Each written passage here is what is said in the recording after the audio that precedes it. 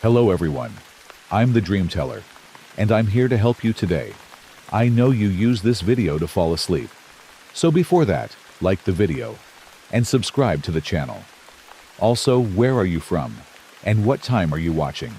Now get comfortable and relax. The first call came at 11:42 p.m. I remember because I had just glanced at the clock, wondering if I should go to bed or watch one more episode of the crime drama I'd been binging. The shrill ring of my phone made me jump, scattering popcorn across my lap. Unknown number. I hesitated, then answered. Hello? My voice sounded small in the quiet of my apartment. Silence. Then a low, raspy breath. Hello? I repeated, irritation creeping into my tone. Who is this? The line went dead. I stared at my phone, shrugged, and tossed it aside. Probably a wrong number or a prank call. I settled back into my show, pushing the odd call out of my mind. 15 minutes later, my phone rang again, same unknown number. This time I let it go to voicemail. A minute passed, and my phone buzzed with a notification. One new voicemail. I pressed play, holding the phone to my ear. That same raspy breathing filled the line for a few seconds. Then a whisper. I can see you. A chill ran down my spine. I deleted the message and blocked the number, my hands shaking slightly. Just a creep, I told myself. Nothing to worry about. I got up to make some tea, hoping it would calm my nerves. As I waited for the kettle to boil, I found myself peeking out the window, scanning the dark street below. Nothing but parked cars and empty sidewalks. Back on the couch, clutching my mug of chamomile, I tried to focus on my show, but my mind kept wandering, replaying that whispered message. I can see you. My phone buzzed, a text from another unknown number. Nice pajamas? I looked down at my faded Star Wars pajama pants and felt my stomach drop. How could they know? I jumped up and ran to each window, yanking the curtains closed. My heart was pounding so hard I could feel it in my throat. I dialed 911 with trembling fingers. 911, what's your emergency? I took a deep breath. I'm getting threatening calls and messages from someone who says they can see me. I think I'm being watched. The dispatcher's voice was calm and professional.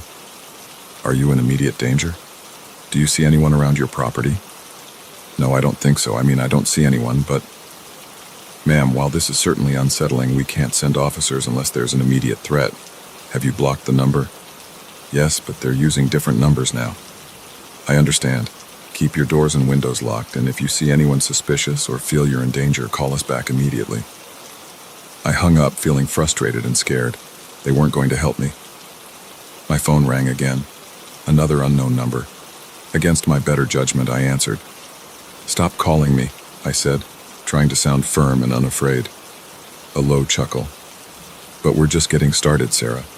My blood ran cold. They knew my name. Who is this? What do you want? I demanded. I want you to look out your window, Sarah. I have a surprise for you. The line went dead. Every instinct screamed at me not to do it, but I found myself moving towards the window. My hands shook as I reached for the curtain. I took a deep breath and pulled it back just an inch. At first I saw nothing. Then a movement caught my eye. A figure stood on the sidewalk across the street, partially hidden by a tree. They were looking right at my window. I let the curtain fall back and stumbled away from the window, my heart racing. This couldn't be happening. It had to be a coincidence, right? Just some random person standing on the street. My phone buzzed with a new text. I told you I could see you. Panic gripped me. I ran to my bedroom, slamming and locking the door behind me. I pushed my dresser in front of it for good measure, the wood scraping loudly against the floor. Huddled on my bed, I called 911 again. There's someone outside my apartment, I said, my voice shaking. They've been calling and texting me, and now they're outside. Please, I need help. We'll send a patrol car to check it out. Stay inside and keep your doors locked. I hung up and waited, every muscle in my body tense. The minutes crawled by like hours. Every small sound made me flinch. The hum of the refrigerator, the ticking of my bedside clock, the rustle of leaves outside my window. My window. I hadn't closed the bedroom curtains. I looked up slowly, dreading what I might see. The glass reflected my pale, terrified face back at me. Beyond that, the dark night sky, A few visible stars, the silhouettes of trees, and a face pressed against the glass, grinning. I screamed, scrambling backwards off the bed.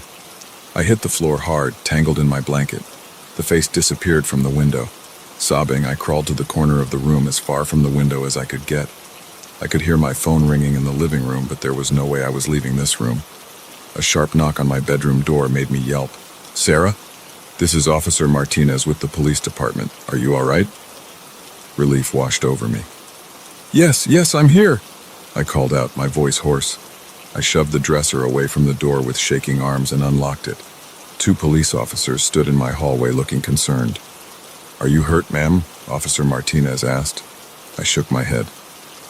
"No, but there was someone at my window, right there." I pointed, but the window showed nothing but darkness now. The officers did a thorough check of my apartment and the surrounding area. They found no signs of an intruder, no footprints beneath my window. "Your fire escape is secure, and there's no way someone could have climbed up to this window without equipment," Officer Chen said. "Are you sure you saw someone?" I nodded vigorously. "I'm sure. He was right there looking in at me. And the calls, the texts. Look." I showed them my phone, but the messages from the unknown numbers were gone.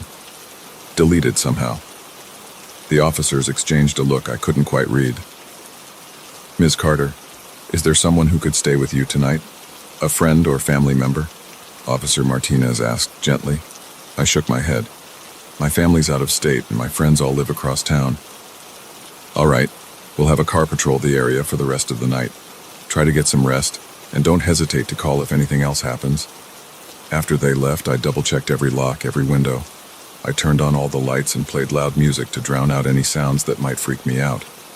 There was no way I was sleeping tonight. I paced my living room, jumping at every car that drove by, every gust of wind that rattled the windows. My phone remained silent. As the first light of dawn began to creep through the curtains, I finally started to relax. I'd made it through the night. Maybe it had all been some vivid, stress-induced hallucination. Maybe. My phone buzzed. New text message. With trembling fingers, I opened it. "Good morning, Sarah. Did you miss me? Don't worry, I'll see you again soon. Sweet dreams." Attached was a photo of me, asleep on my couch, clearly taken from inside my apartment. I dropped the phone like it had burned me. This wasn't possible. The police had checked everything. I'd been awake all night. But as the terror rose in my throat, threatening to choke me, my eyes landed on the TV remote next to me. The Blu-ray player was on, the menu screen of my show playing on a loop. Slowly, the realization dawned on me. I hadn't been binging a new show last night. I'd been watching my own life, recorded and played back to me. How long had they been watching? How did they get in? And most terrifying of all, were they still here? As if in answer, I heard a creak from inside my walls, a sound I'd always dismissed as old pipes or settling foundations. Now I knew better. My phone buzzed again. Trembling, I looked at the screen. Ready for the next episode? The headlights barely cut through the torrential downpour as I navigated the winding country road. It was well past midnight, and I was exhausted from hours of driving. That's when I saw him, a lone figure on the roadside, thumb outstretched, drenched to the bone. Against my better judgment, I slowed down. Little did I know this decision would plunge me into a nightmare I couldn't have imagined. I pulled over, the wipers struggling to keep up with the relentless rain. The man jogged to my passenger side, and I leaned over to unlock the door. He slid in, bringing with him the smell of wet clothes and something else I couldn't quite place. "Thanks, mate," he said, pushing back his soaked hood. "Thought I'd be out here all night." I nodded, pulling back onto the road. "No problem. Where you headed?" "Next town over, if that's all right," he replied, his voice oddly calm for someone who'd been stranded in such awful weather. I glanced at him. He was younger than I'd initially thought, maybe mid-20s, with sharp features and eyes that seemed to reflect the dim light of the dashboard. "I'm Jake," I offered, hoping some conversation would keep me alert for the drive. "Matt," he replied simply. We drove in silence for a few minutes, the rhythm of the rain and the swish of the wipers the only sounds.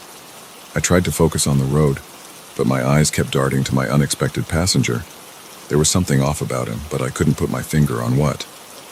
"So, what brings you out on a night like this?" I asked, trying to break the uncomfortable silence. Matt shrugged. "Sometimes you just need to get away, you know?" I nodded, though I didn't really understand. Who chooses to hitchhike in the middle of a storm? "What about you?" he asked.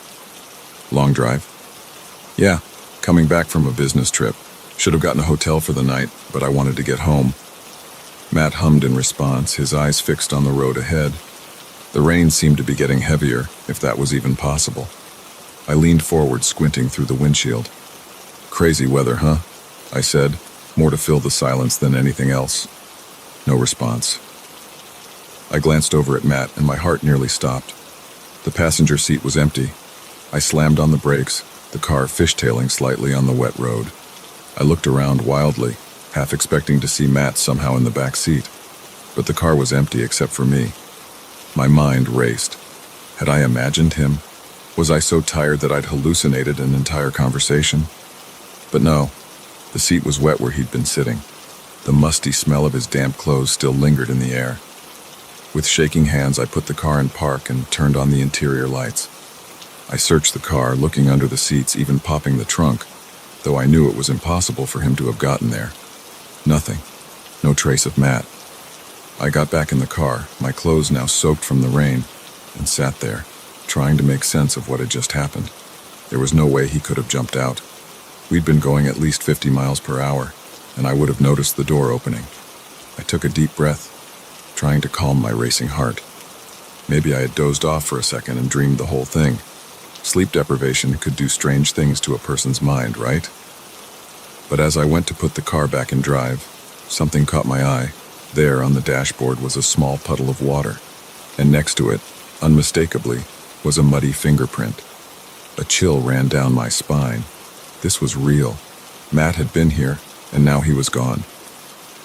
I put the car in drive and pressed the gas pedal to the floor, desperate to put as much distance between me and this stretch of road as possible.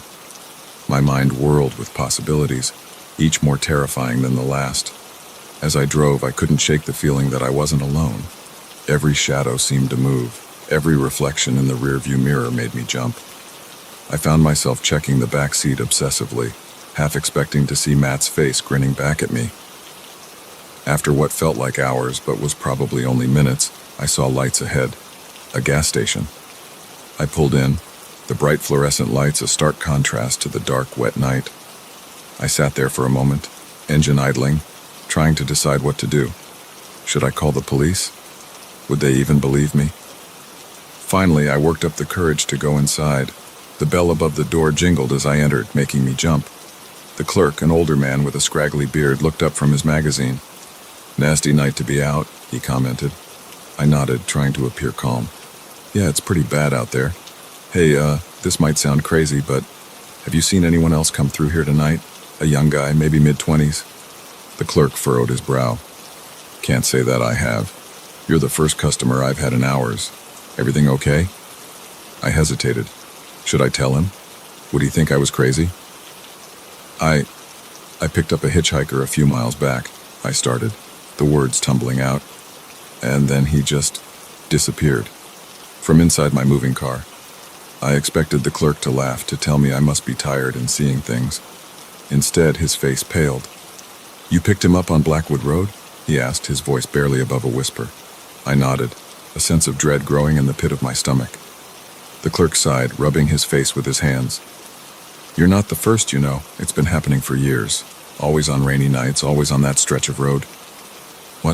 What are you talking about?" I asked, though part of me didn't want to know the answer. "There was an accident about 10 years back," the clerk said, his eyes distant. "Young guy, hitchhiking in a storm. Driver didn't see him until it was too late. Hit him head on. They say he died instantly." I felt the blood drain from my face. But I talked to him. He was in my car." The clerk nodded solemnly. "They all say that. Sometimes he talks, sometimes he doesn't, but he always disappears." I stumbled back, gripping the counter for support. This couldn't be real. Ghosts weren't real. I was tired, that's all. I was seeing things. "Look, son," the clerk said, his voice gentle. "Why don't you sit down for a bit? I've got some coffee in the back. You look like you could use it." I nodded numbly, following him to a small break room. He poured me a cup of coffee, the aroma helping to ground me somewhat. What do I do now?" I asked, my voice shaking. The clerk shrugged. "Not much you can do. He's never hurt anyone, far as I know. Just gives them a good scare. My advice? Get some rest and try to put it behind you." But as I sat there sipping the too-hot coffee, I knew I'd never be able to forget. The image of Matt, his eyes reflecting the dashboard lights, was burned into my memory. After a while, I thanked the clerk and headed back to my car. The rain had finally let up, and a full moon peeked through the breaking clouds. I took a deep breath, trying to steel myself for the rest of the drive home. As I reached for the door handle, I froze. There in the back seat was a shape, a human shape. My heart pounded as I leaned in for a closer look. It was my jacket, the jacket I could have sworn I'd left at home. I laughed, the sound bordering on hysterical. My imagination was really getting the best of me. I got in the car, shaking my head at my own foolishness. As I went to start the engine, my eyes caught something in the rearview mirror. For just a second, I could have sworn I saw Matt's face, his eyes meeting mine in the reflection. But when I whipped around to look, the back seat was empty. I peeled out of the gas station, my tires squealing on the wet pavement. As I drove, I couldn't shake the feeling that I wasn't alone. Every shadow on the road looked like a person. Every reflection in my mirrors made me flinch. I made it home in record time, my hands shaking as I unlocked my front door. I left the lights off, not wanting to see if anything or anyone had followed me home. As I lay in bed that night, unable to sleep, I couldn't stop thinking about Matt. Was he out there now, thumb outstretched on that lonely stretch of road? How many other unsuspecting drivers would pick him up, only to be left shaken and questioning their sanity? One thing was certain: I'd never pick up another hitchhiker again. And on rainy nights, I'd be sure to avoid Blackwood Road, because now I knew the truth. Sometimes the ghosts of the past don't stay in the past. Sometimes they hitch a ride into the present, leaving us to grapple with a reality we're not prepared to face. The moment I answered that call, I knew this night shift would be different. Her voice, trembling and desperate, shattered the monotonous silence of the empty office building. "Please," she whispered, "you have to help me. I'm trapped somewhere inside." Little did I know those words would plunge me into a nightmare that would make me question everything I thought I knew about this place I'd guarded for years. I've been a night security guard at Oakwood Tower for the better part of a decade. 12 floors of polished corporate emptiness, my domain from dusk till dawn. I know every creaky floorboard, every flickering light, every shadow that stretches across the silent hallways, or at least I thought I did. That night started like any other. I arrived at 10 p.m., relieved the day shift guy, and settled into my usual routine. A quick patrol of the building, then back to the security desk to watch the cameras and catch up on some reading. The place was dead quiet, as always, just the hum of the air conditioning and the occasional ping of the elevator to keep me company. It was around midnight when the call came in.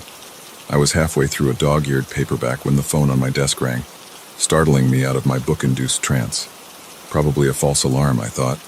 Or maybe one of the cleaning staff had forgotten their access card again. I picked up the receiver. "Oakwood Tower Security, this is Mike." At first there was nothing but static. Then a woman's voice, so faint I had to press the phone hard against my ear to hear her. "Please," she said, her words barely above a whisper. "You have to help me. I'm trapped somewhere inside." I sat up straighter, my heart rate picking up. "Ma'am, where are you exactly? What floor?" I don't know," she replied, panic evident in her voice. "It's dark. I can't see anything. Please, you have to find me." "Okay, stay calm," I said, trying to keep my own voice steady. "I'm going to come look for you.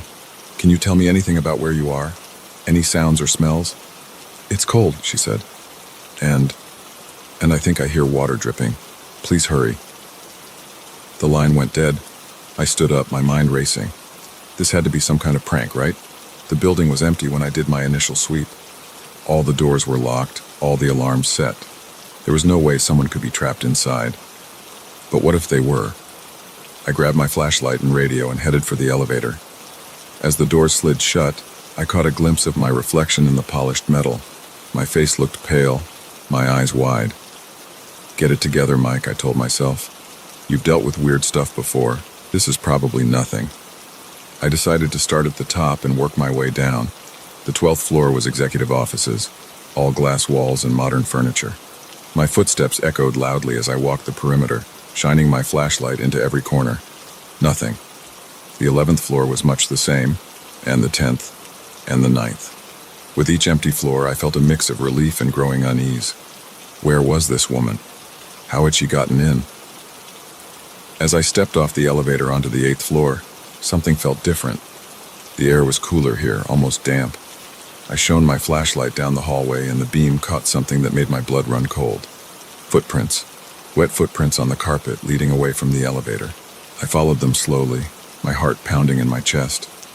They led to a door at the end of the hall, a supply closet if I remembered correctly. I put my hand on the doorknob, took a deep breath, and turned it. The door creaked open, revealing nothing but cleaning supplies and a mop bucket. No woman, no sign of anyone. I let out a shaky breath, half relieved and half frustrated. What was going on here? That's when I heard it. Footsteps coming from somewhere behind me. I whirled around, my flashlight beam cutting through the darkness. "Hello?" I called out. "Is someone there?" No response. Just more footsteps, fading away now. I ran after the sound, turning a corner just in time to see a shadow disappear into the stairwell. "Hey!" I shouted, sprinting to the door. I yanked it open and looked down the stairs, but there was nothing. No sound, no movement. Just the echo of my own heavy breathing. I keyed my radio. "Control, this is Mike. I've got a possible intruder in the building, requesting backup."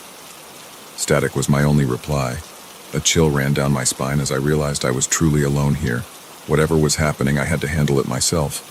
I made my way back to the elevator, my nerves on high alert. As the door slid shut, I caught movement in my peripheral vision. I turned just in time to see a figure dart past the closing gap. A woman, her long dark hair obscuring her face. My heart leapt into my throat. The doors were already closed. I jabbed the button for the 7th floor, willing the elevator to move faster. When it finally opened, I burst out, looking wildly in both directions. "Hello?" I called out. "I'm here to help. Where are you?" A soft sob echoed from somewhere down the hall. I ran towards the sound, my flashlight beam bouncing erratically off the walls. I rounded a corner and skidded to a stop. There she was. A woman in a white dress, her back to me, her long dark hair hanging limply down her back. She was facing the wall, her shoulders shaking with quiet sobs. "Ma'am," I said softly, not wanting to startle her. "Are you all right? I'm here to help you." She didn't respond, didn't even seem to hear me. I took a step closer. "Miss, can you hear me?" Slowly, so slowly, she began to turn around. I felt my chest tighten, a sense of dread washing over me. Something was wrong, very wrong. As she fully faced me, I stumbled backward, a scream caught in my throat. Where her face should have been, there was nothing but a swirling black void. I ran, faster than I've ever run in my life. I could hear her behind me, her footsteps unnaturally fast, a high-pitched wail filling the air. I slammed into the stairwell door, practically falling down the stairs in my haste to get away. I burst out onto the ground floor, gasping for air. The lobby was dark, the streetlights outside casting long shadows across the marble floor. I ran for the front doors, fumbling with my keys. Just as I got the door open, a cold hand gripped my shoulder. I spun around, coming face to face with the void where her features should be. "Help me," she whispered, her voice now a horrible rasping sound. "You have to help me." I wrenched myself free and stumbled out into the street, not stopping until I was several blocks away. I stood there, bent over and panting, my mind struggling to process what had just happened. When I finally worked up the courage to return to Oakwood Tower, everything was as I had left it. No footprints, no woman, no sign that anything out of the ordinary had occurred. I sat at my desk, shaken to my core, until the morning shift arrived. I didn't tell them what had happened. How could I? They'd think I was crazy. But as I left that morning, I couldn't shake the feeling that I was being watched. I glanced up at the building, its windows reflecting the rising sun, and there, in a 7th floor window, I saw her, just for a moment. A pale face, long dark hair, and eyes that seemed to bore into my very soul. I quit my job that day, found a new gig across town, but I still dream about her sometimes. The woman in the white dress, the voice on the phone, and I wonder, is she still there? Still trapped? Still waiting for someone to answer her call? I don't know if I'll ever have the answers, but one thing's for sure. I'll never set foot in Oakwood Tower again. Some mysteries are better left unsolved. Some calls better left unanswered. Because sometimes when you go looking for someone who's trapped, you might just end up trapped yourself. The first set of footprints appeared on a Tuesday morning. Muddy and distinct, they led straight up to my cabin door, as if their owner had materialized out of thin air. I dismissed it as a late-night hiker, perhaps someone who'd lost their way. Little did I know, those innocent-looking tracks were the beginning of a nightmare that would push me to the very edge of sanity. I'd rented the cabin for a month-long writing retreat, desperate to finish my novel away from the distractions of city life. Nestled in the woods of Vermont, it seemed perfect, quaint, isolated, and blissfully quiet. The owner, a gruff old man named Earl, had handed me the keys with a grunt and a warning to keep the doors locked at night. "Bears," he'd said by way of explanation. I'd nodded, thinking nothing of it. That first week was productive. I'd wake early, make a pot of coffee, and write until the sun dipped below the tree line. The words flowed easily, inspired by the tranquil surroundings. But as the days wore on, I couldn't shake the feeling that something was off. It started small. A book left on the coffee table when I was sure I'd put it back on the shelf. The creaking of floorboards in the middle of the night when I was certain I was alone. I chalked it up to an overactive imagination, fueled by too much caffeine and not enough sleep. But then came the footprints. I stared at them that Tuesday morning, coffee mug in hand, trying to make sense of what I was seeing. They started about 10 feet from the door, as if someone had dropped from the sky. No other tracks led to or from them. I shook my head, closed the door, and tried to focus on my writing. But the image of those muddy prints kept creeping into my mind, derailing my concentration. That night, I double-checked all the locks before bed. Sleep came fitfully, punctuated by strange dreams of shadowy figures lurking just out of sight. I woke to the sound of rain pattering against the roof, feeling groggy and unsettled. As I stumbled to the kitchen to start the coffee, something caught my eye. There, on the worn wooden floor, was a trail of wet footprints. My heart leapt into my throat. They led from the front door to the middle of the living room, then vanished. I ran to the door, my hands shaking as I checked the locks. They were still secure, deadbolt in place. How was this possible? I searched every inch of the cabin, looking for signs of forced entry, but found nothing. Unnerved, I called Earl. "Has anyone else got a key to this place?" I asked, trying to keep my voice steady. "Just me and you," he replied gruffly. "Why, something wrong?" I hesitated, then told him about the footprints. There was a long pause on the other end of the line. "Probably just some animal tracks you're seeing," he finally said, but there was an edge to his voice that made me uneasy. "Don't worry about it." But I did worry. I worried all day, unable to concentrate on my writing. As night fell, I found myself jumping at every creak and groan of the old cabin. The words, "just some animal tracks," kept repeating in my head, but I knew that was a lie. Those prints were unmistakably human. I barely slept that night, lying awake and listening intently for any sound out of place. Around 3 a.m. I heard it. Soft, deliberate footsteps circling the cabin. My blood ran cold. I wanted to get up, to look out the window, but fear kept me paralyzed in bed. The footsteps continued for what felt like hours, occasionally punctuated by a soft scraping sound against the outer walls. When my alarm finally went off at 7, sunlight streaming through the curtains, I felt a wave of relief wash over me. I'd made it through the night. But as I walked into the living room, that relief evaporated instantly. There, scratched into the wooden floor, was a single word. Soon. I ran out of the cabin, not even bothering to change out of my pajamas. I needed to get to town, to talk to Earl face to face. This was beyond animal tracks or overactive imagination. Something was terribly wrong. Earl's shop was at the edge of town, a rundown general store that had seen better days. The bell jingled as I burst in, startling the old man behind the counter. "Whoa there," Earl said, eyeing my disheveled appearance.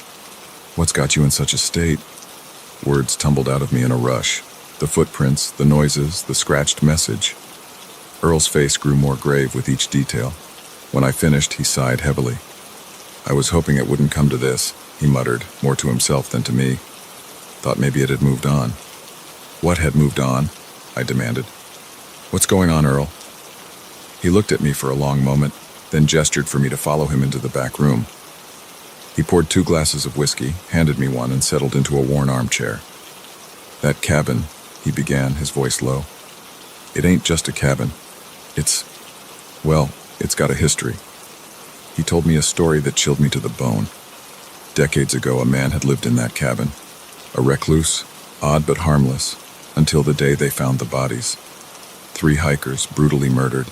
The man vanished, never to be seen again. "Some say he died out there in the woods," Earl continued. "Others say, they say he's still out there, waiting." I downed my whiskey in one gulp, my mind reeling. "Why didn't you tell me this before?" I asked, anger rising in my voice. Earl shrugged. "Didn't think you'd believe me, and it's been quiet for years now. Thought maybe it was over." I left Earl's shop in a daze, unsure of what to do. Part of me wanted to pack up and leave immediately, but another part, the writer in me perhaps, was morbidly curious. What if this was real? What if I could uncover the truth? I returned to the cabin, my senses on high alert. The scratched message was still there, mocking me. I spent the day researching the murders, finding old newspaper articles that corroborated Earl's story. As night fell, I found myself both dreading and anticipating what might come. I didn't have to wait long. Just after midnight, the footsteps started again. This time, instead of hiding, I crept to the window. What I saw nearly stopped my heart. A figure stood at the edge of the clearing, barely visible in the moonlight, tall and gaunt, with clothes hanging in tatters. It swayed slightly as if in a breeze I couldn't feel. As I watched, frozen in terror, it turned its head towards the cabin, towards me. I stumbled back from the window, my breath coming in ragged gasps. This couldn't be real. It had to be a nightmare, a hallucination, anything but reality. A soft scratching at the door jolted me back to my senses. I looked around wildly for a weapon, finally grabbing a heavy table lamp. The scratching continued, growing more insistent. Then, silence. I stood there, lamp raised, for what felt like hours. Slowly, I approached the door. My hand shook as I reached for the knob. I don't know what compelled me to open it. Morbid curiosity? A desire to prove to myself that this was all in my head? Whatever the reason, I turned the knob and pulled the door open. Nothing. The porch was empty, the woods beyond still and silent. I let out a shaky breath, feeling foolish. Maybe Earl's story had gotten to me more than I thought. That's when I saw it. A new message, scratched into the wooden porch floor. "Welcome home." I didn't stop to pack, didn't stop to call Earl. I just ran. Ran to my car, fumbling with the keys, tires squealing as I peeled out of the driveway. In my rearview mirror, I caught a glimpse of a figure emerging from the tree line, watching me go. I drove straight through the night, not stopping until I was back in the safety of my city apartment. I tried to tell myself it was all a bad dream, a product of isolation and an overactive imagination. But deep down, I knew the truth. Something was in those woods. Something that had been waiting, for how long I couldn't say. And as I sat in my apartment, jumping at every sound, I couldn't shake the feeling that it wasn't finished with me, that somehow, someday, it would find me again. After all, it had said, "Welcome home," and home, as they say, is where the heart is, even if that heart has long since stopped beating. The moment I saw his eyes in the rearview mirror, I knew I'd made a terrible mistake. What had started as an act of kindness on a rainy night was quickly turning into a nightmare. As we drove deeper into the unknown, one thought kept repeating in my mind. I had to get out of this car, no matter what it took. It was past midnight, and I'd been driving for hours. The rain had started as a light drizzle, but had turned into a relentless downpour, making it nearly impossible to see more than a few feet ahead. My windshield wipers were working overtime, and I was considering pulling over to wait out the storm when I saw him. He was standing on the side of the road, thumb out, completely drenched. In the split second it took me to decide, I thought about all the times I'd been stranded and wished someone would stop. Before I could second-guess myself, I pulled over. As he jogged to the passenger side, I unlocked the door. He slid in, bringing with him the smell of rain and something else I couldn't quite place. "Thanks, man," he said, pushing his wet hair out of his eyes. "I thought I'd be out here all night."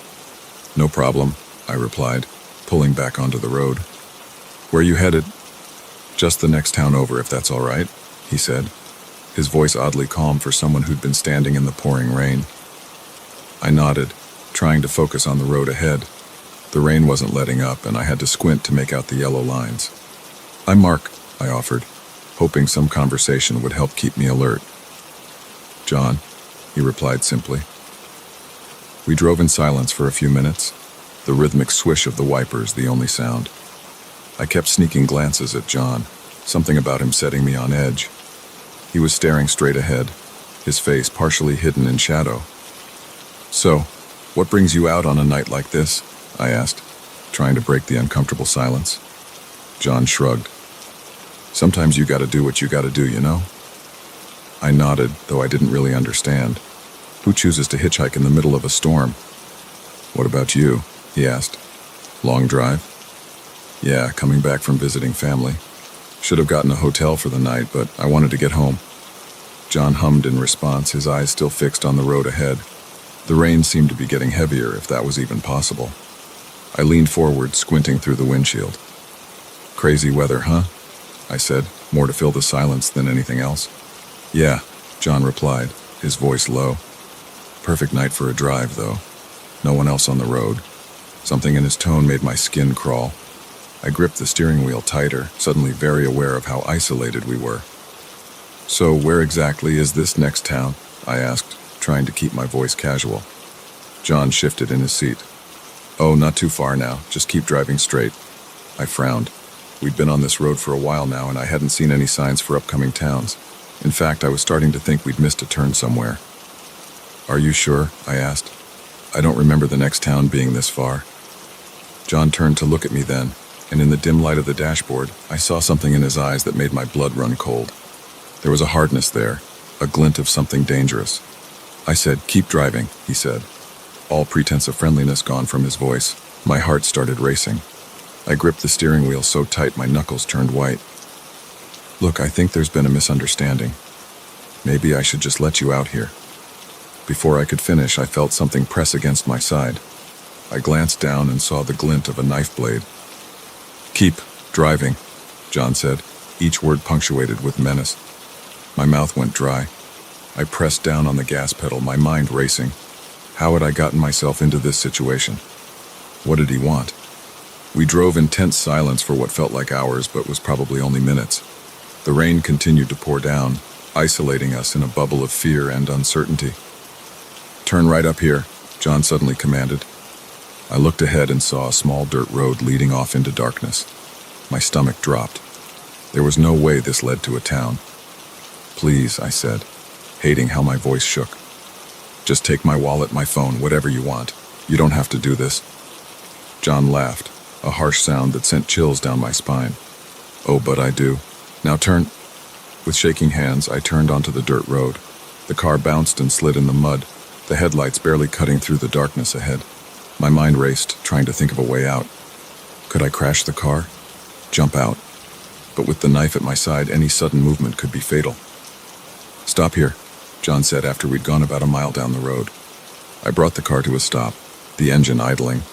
We were surrounded by dense forest on both sides, no signs of civilization in sight. "Get out," he ordered. "Please," I tried one last time. "You don't have to do this." The pressure of the knife increased. I said, "Get out." Slowly, I opened the door and stepped out into the rain. It was coming down in sheets now, soaking me to the bone in seconds. John got out on the other side, the knife still pointed at me. "Walk," he said, gesturing towards the woods. As I took my first step, a plan started to form in my mind. It was risky, possibly suicidal, but it was all I had. We walked for what felt like miles, the mud sucking at my shoes, branches whipping at my face. John stayed a few paces behind me, occasionally prodding me with the knife to keep moving. Finally, we came to a small clearing. John told me to stop. "Turn around," he said. This was it. My one chance. As I turned, I pretended to slip in the mud. I fell backwards, my arms flailing. In the split second of confusion, I kicked out hard, catching John in the knee. He yelled in pain and surprise, the knife falling from his hand. I scrambled to my feet and ran. I ran like I'd never run before, crashing through the underbrush, branches tearing at my clothes and skin. I could hear John behind me, cursing and stumbling. I had no idea where I was going, just that I had to get away. The rain made it hard to see, hard to breathe, but I didn't stop. After what felt like hours, but was probably only minutes, I burst out of the woods and onto a road. By some miracle, a car was approaching. I waved my arms frantically, probably looking like a madman. The car slowed, and I saw the concerned face of an elderly woman peering out at me. "Please," I gasped. "Help me." She must have seen the terror in my eyes because she unlocked the doors without hesitation. I climbed in, my hands shaking so badly I could barely close the door. "Drive," I said. "Please, just drive." As we sped away, I looked back at the woods. For a moment, I thought I saw a figure standing at the edge of the tree line, watching us go. But then we turned a corner and it was gone. The woman, bless her, drove me straight to the police station. I gave my statement, still shaking, still soaked to the bone. They never found John. The woods were searched, but there was no trace of him. Sometimes I wonder if he was ever real, or if he was some manifestation of my worst fears brought to life by that dark, stormy night. But then I remember the cold press of the knife against my side, the glint in his eyes, and I know it was all too real. I don't drive at night anymore if I can help it, and I never ever pick up hitchhikers. Some acts of kindness aren't worth the risk, because sometimes the real monsters aren't hiding in the woods or under our beds. Sometimes they're sitting right next to us, waiting for their moment to strike. The first time I noticed something was off, it was my favorite coffee mug. I could have sworn I'd left it in the sink, but there it was, sitting on the kitchen counter, clean and dry. I brushed it off as forgetfulness, a side effect of my long hours at work. But as the days went by, more things started to feel wrong. Little did I know, this was just the beginning of a nightmare that would turn my own home into a prison of fear and paranoia. I'd been living in this apartment for about 6 months. It was nothing fancy, just a small one-bedroom in a quiet part of town. The rent was cheap, and the landlord, Mr. Keegan, seemed nice enough. He was an older guy, probably in his 60s, with thinning gray hair and a perpetual look of exhaustion on his face. At first, everything was normal. I'd come home from work, make dinner, maybe watch some TV and go to bed. But then things started to change. It was subtle at first. A book out of place here, a chair moved slightly there. I told myself I was just being absent-minded, too stressed from my job to remember where I put things. But then I started noticing bigger things. One day I came home to find my laptop open on the coffee table. I always shut it down and put it away before leaving for work. Another time I found wet footprints leading from the bathroom to the front door, footprints that were too big to be mine. I started to feel uneasy in my own home. I'd walk into a room and get the distinct feeling that someone had just been there. The air would feel different, somehow disturbed. I'd catch whiffs of unfamiliar cologne or hear the faintest echo of footsteps when I knew I was alone. I considered talking to Mr. Keegan about it, but what would I say? That I thought someone was sneaking into my apartment to move my things around? He'd think I was crazy. So I kept quiet and tried to convince myself that I was just being paranoid. But then came the night that changed everything. I woke up suddenly, my heart pounding. Something had pulled me from sleep, but I couldn't pinpoint what. The digital clock on my nightstand read 3:17 a.m. As I lay there trying to calm my racing pulse, I heard it, the soft creak of a floorboard in the living room. I froze, barely daring to breathe. There it was again, closer this time. Someone was in my apartment. Panic gripped me. I reached for my phone, ready to call 911, but my fingers froze over the keypad. What if they heard me? What if they came in here? The footsteps stopped right outside my bedroom door. I could see the shadow of feet in the gap beneath it. My whole body tensed, waiting for the handle to turn. But it didn't. After what felt like an eternity, the shadow moved away. I heard more creaks, then the soft click of the front door closing.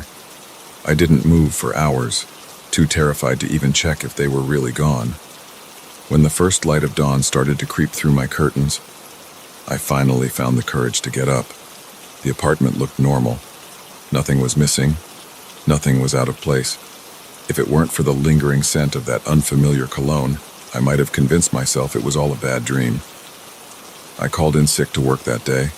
I couldn't bear the thought of leaving my apartment unattended. Instead, I went to the hardware store and bought new locks for my doors and windows. I installed them all myself, my hands shaking the entire time. That night, I barely slept. Every little noise made me jump. I kept imagining I heard footsteps, kept seeing shadows move out of the corner of my eye. The next day, exhausted and on edge, I decided I needed proof. I went out and bought a small security camera, the kind you can hide easily. I set it up in my living room, angled to capture most of the apartment. For days, nothing happened. The camera recorded hours of empty rooms and me going about my daily routine. I started to think that maybe I had imagined the whole thing, that stress and lack of sleep had made me paranoid. And then, a week after I installed the camera, it happened. I was at work when I got the notification on my phone that the camera had detected movement. With shaking hands, I opened the app and watched the live feed. There was someone in my apartment, a man, moving around my living room like he owned the place. As he turned towards the camera, I felt my blood run cold. It was Mr. Keegan. I watched in horror as he casually walked through my home, picking things up and examining them. He went into my bedroom, staying there for far too long. When he came out, he was carrying one of my sweaters. He held it to his face and inhaled deeply before putting it back. I felt sick. This couldn't be happening. How long had this been going on? How many times had he been in my home while I was away? While I was sleeping? I left work early, my mind reeling. I didn't know what to do. Should I confront him? Call the police? Move out immediately? When I got home, everything looked normal, just like always. But now I knew the truth. I could almost see the ghost of Mr. Keegan moving through my rooms, touching my things, invading my privacy. I couldn't stay there. I packed a bag and went to stay with a friend, showing her the video footage and explaining everything. She insisted we go to the police. The officers took my statement and watched the video. They seemed concerned, but warned me that since Mr. Keegan was the landlord and technically had the right to enter for maintenance, it might be hard to prove criminal intent. Still, they agreed to investigate. They interviewed Mr. Keegan, who apparently broke down and confessed almost immediately. He'd been doing this for years, he said, to multiple tenants. The police found evidence in his own apartment, photographs, stolen items, detailed journals of his intrusions. I never went back to that apartment. I couldn't bear the thought of being in that space, knowing what had happened there. Even after moving to a new place, it took months before I could relax in my own home again. Sometimes I still wake up in the middle of the night, certain I hear footsteps outside my door. I have to remind myself that it's over, that I'm safe now. But a part of me wonders if I'll ever truly feel secure again. The experience taught me a harsh lesson about trust and privacy. We like to think of our homes as sanctuaries, as the one place where we can truly be ourselves. But the truth is, we're vulnerable even in our most private spaces. The locks on our doors can't always keep out the monsters, especially when the monster has a key. Now, I always check my security cameras before I go to bed. I have sensors on all my doors and windows. Some might call it paranoia, but I call it self-preservation. Because I know firsthand that sometimes the greatest threats aren't strangers lurking in dark alleys. Sometimes they're the familiar faces we see every day, hiding sinister secrets behind friendly smiles. Mr. Keegan is in prison now, but I often wonder about his other victims. How many lives did he invade? How many people are out there, feeling uneasy in their own homes, not knowing why?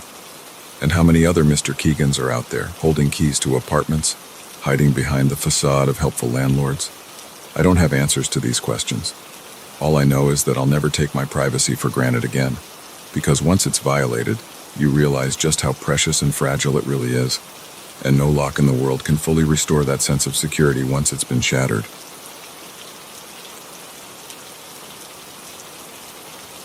The moment I opened that suitcase, I knew my life would never be the same. Stacks of crisp bills stared back at me, more money than I'd ever seen in my life. But as the pounding on my motel room door grew louder, I realized that finding a fortune might just cost me everything. It had been a long day of driving. I was on my way to start a new job in a new city, leaving behind a failed relationship and a mountain of debt. The cheap motel on the outskirts of town wasn't much, but it was all I could afford for the night. I remember thinking how quiet the place was as I pulled into the parking lot. Just a few cars scattered here and there, their owners probably tucked away in their rooms for the night. The neon vacancy sign flickered weakly, casting an eerie red glow over the cracked asphalt. The night clerk barely looked up from his magazine as I checked in. He slid a key across the counter, an actual metal key, not one of those electronic cards. It felt heavy in my hand, like it carried the weight of all the stories these walls had seen. Room 13, of course. I lugged my duffel bag up the creaky stairs, the smell of stale cigarettes and cheap air freshener assaulting my nose. The key stuck in the lock, and for a moment I thought I might be spending the night in the hallway. But with a final jiggle and a hard turn, the door swung open. The room was about what I expected: faded wallpaper, a sagging bed, and a TV that looked like it had been around since the 90s. But it was clean enough, and at that point all I wanted was a shower and some sleep. That's when I saw it. A suitcase, sitting innocuously by the window. For a second I thought maybe I'd walked into the wrong room. But no, this was definitely 13. I approached it cautiously, half expecting someone to jump out and yell that this was all some elaborate prank.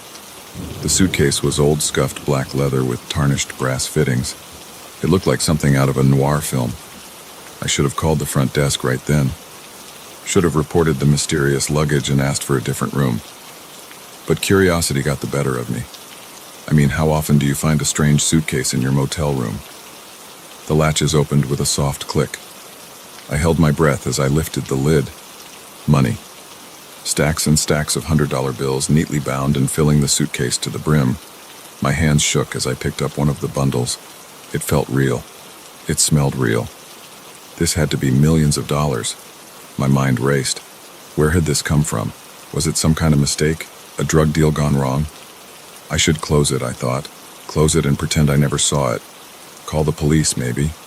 But then I thought about my maxed out credit cards, the student loans hanging over my head, the crappy apartment waiting for me in the city, all I could afford on my new entry-level salary. Just as I was contemplating what this money could mean for my life, I noticed something else.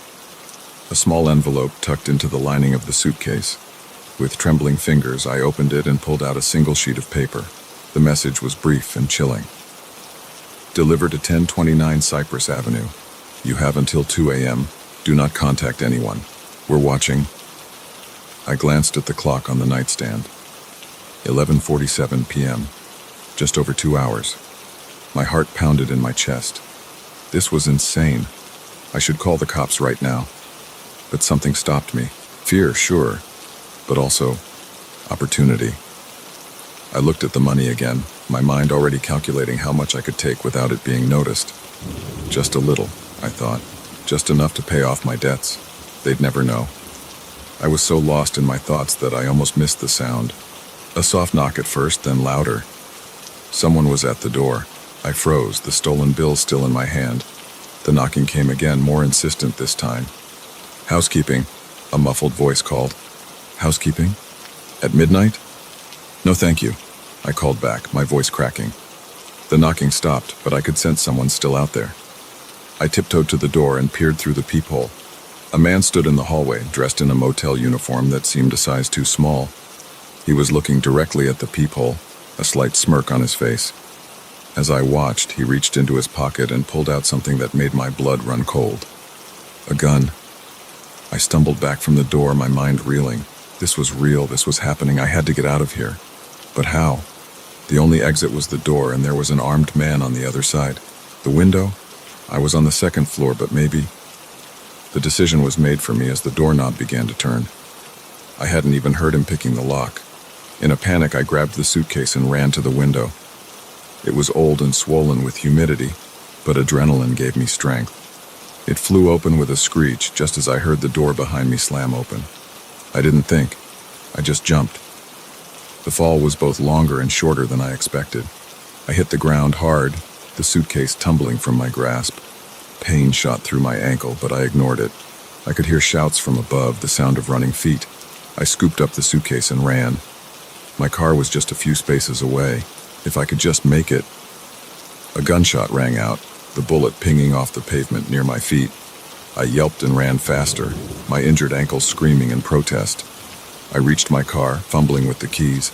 Another shot, this one shattering my rear window. I dove inside, jammed the key into the ignition, and peeled out of the parking lot. In my rearview mirror, I could see two men running after me, but they quickly fell behind. I drove aimlessly, taking random turns, my heart pounding so hard I thought it might burst from my chest. After about 20 minutes, when I was sure I wasn't being followed, I pulled into an empty parking lot. My hands were shaking so badly I could barely turn off the engine. What had I done? What had I gotten myself into? I looked at the suitcase sitting on the passenger seat. In the heat of the moment, I'd grabbed it without thinking. Now I was stuck with it, and whatever trouble came with it. I checked my phone, 12:43 a.m., a little over an hour until the deadline. I had a choice to make. I could go to the police, tell them everything. Maybe they could protect me from whoever was after this money. Or I could make the delivery. Hope that whoever was behind this would let me walk away. Or I looked at the suitcase again. I could run, take the money and disappear. Start a new life somewhere far away. Each option seemed impossible, fraught with danger. But I had to decide. The clock was ticking, and I knew that somewhere out there someone was watching. Waiting. With a deep breath, I started the car. Whatever I decided, I couldn't stay here. As I pulled back onto the road, the weight of the suitcase seemed to grow heavier. I'd wanted a fresh start, a new beginning. Well, I thought grimly, be careful what you wish for. The night stretched out before me, full of possibilities and dangers.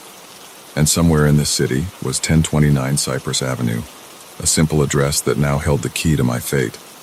I gripped the steering wheel tighter and pressed down on the gas. Whatever happened next, there was no going back now. The quiet life I'd known was over. All because of one night, one room, one mysterious suitcase. And as the city lights blurred past my windows, I couldn't help but wonder, when this night was over, would I be rich beyond my wildest dreams? In jail? Or worse? Only time would tell. And time, I knew all too well, was quickly running out. The first crack of thunder made me jump, but it was the second sound, a low, guttural moan that seemed to come from the very walls of the old barn, that turned my blood to ice. I'd sought shelter from the storm, but as the shadows around me began to move in ways shadows shouldn't, I realized I'd walked straight into a nightmare. It had started as a simple camping trip, a chance to clear my head after a messy breakup and the stress of losing my job. Just me, my tent, and the great outdoors. I'd chosen a remote spot in the woods, miles from the nearest town, the perfect place to reconnect with nature and forget about my problems for a while. The first 2 days were exactly what I needed. The fresh air, the quiet, the simple routine of gathering firewood and cooking over an open flame. I felt more relaxed than I had in months, but on the third day, everything changed. I woke to dark clouds rolling in, the air heavy with the promise of rain. I should have packed up then, headed back to civilization, but I convinced myself it was just a passing shower. I could wait it out. By mid-afternoon, I knew I'd made a mistake. The wind picked up, whipping through the trees with a fury that bent branches and sent leaves swirling. The first drops of rain were fat and heavy, quickly turning into a deluge that had me scrambling to secure my tent. It was a losing battle. Within minutes, my campsite was a soggy mess. I needed to find better shelter, and fast. That's when I remembered the old barn I'd passed on my hike the day before. It was about a mile away, but it was my best option. I grabbed my backpack, stuffed in what essentials I could, and set off through the worsening storm. By the time I reached the barn, I was soaked to the bone and shivering.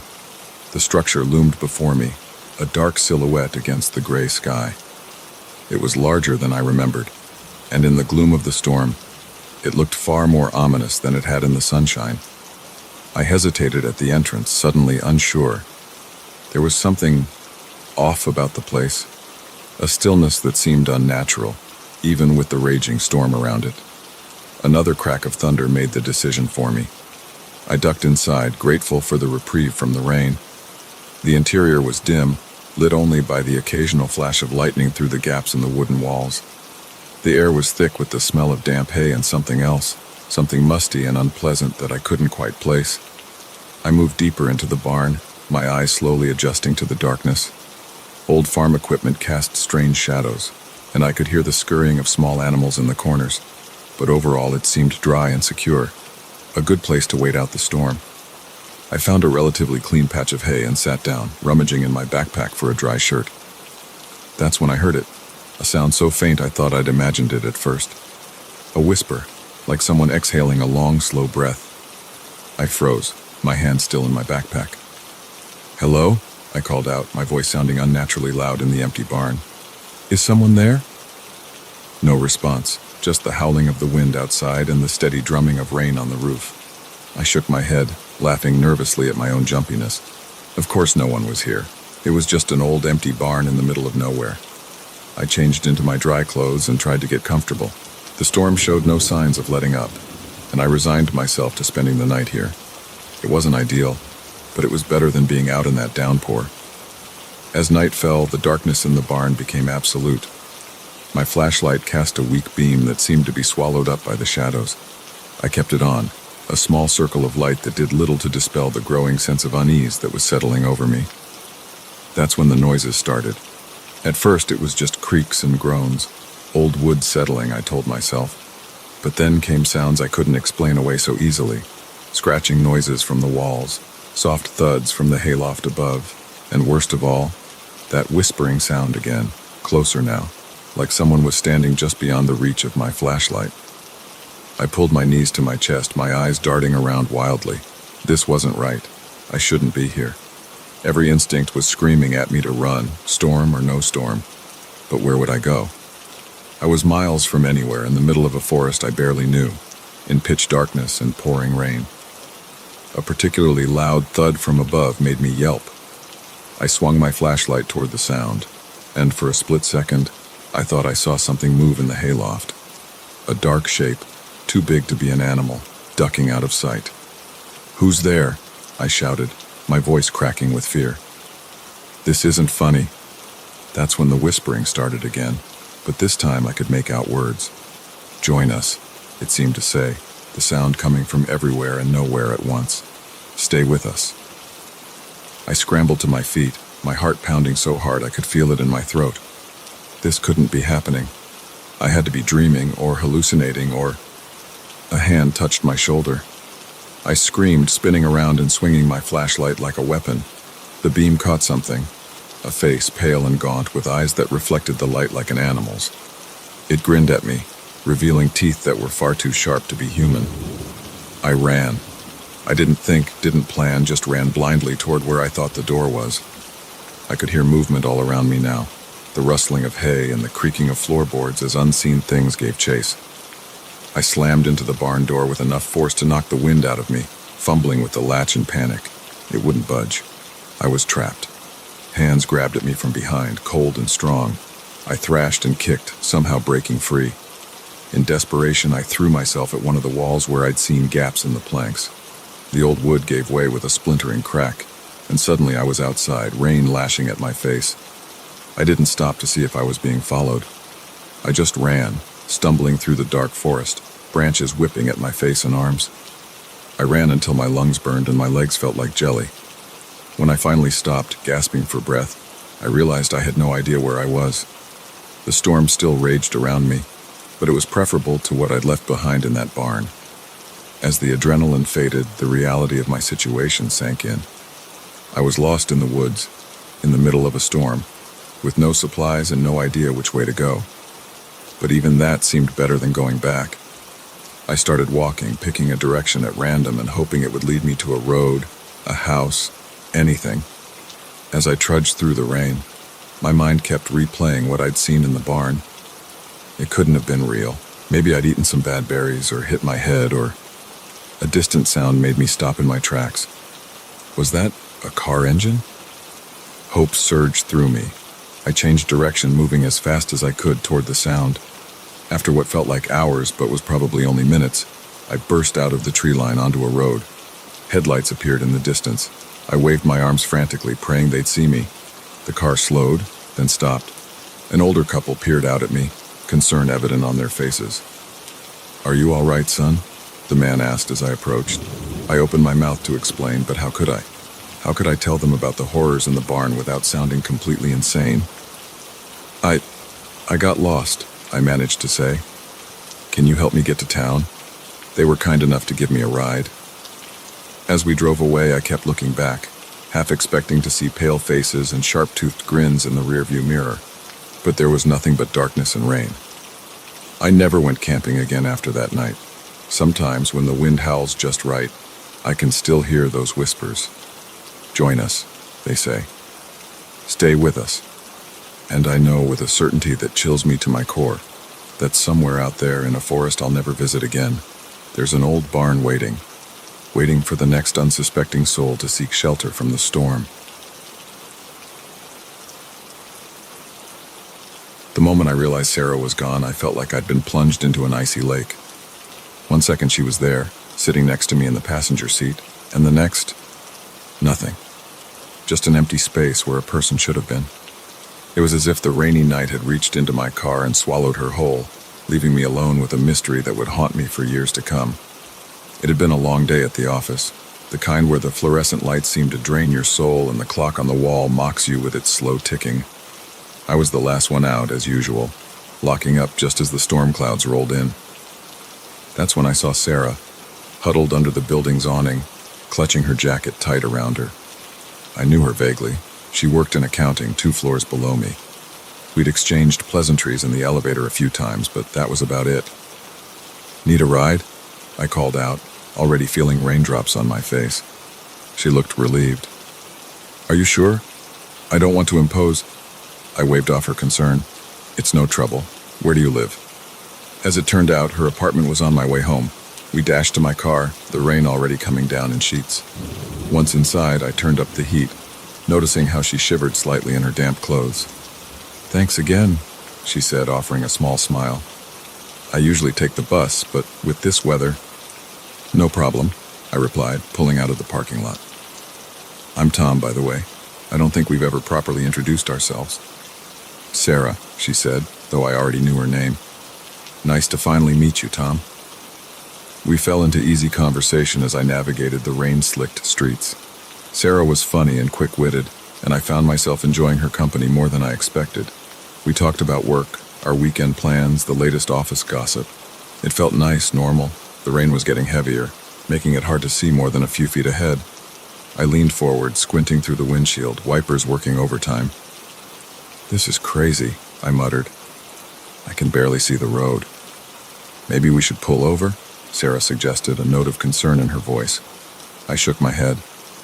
"We're almost to your place, just a few more minutes." I glanced over at her, offering what I hoped was a reassuring smile. She smiled back, but there was tension around her eyes. That was the last time I saw her. I turned my attention back to the road, focusing on not hydroplaning in the deep puddles that were forming. The rhythmic swish of the wipers and the drumming of rain on the roof filled the car. "So, any big plans this weekend?" I asked, trying to lighten the mood. No response. "Sarah?" I turned to look at her again, and my heart nearly stopped. The passenger seat was empty. I slammed on the brakes, the car fishtailing slightly before coming to a stop. For a long moment, I just sat there, staring at the vacant seat, trying to process what I was seeing, or rather what I wasn't seeing.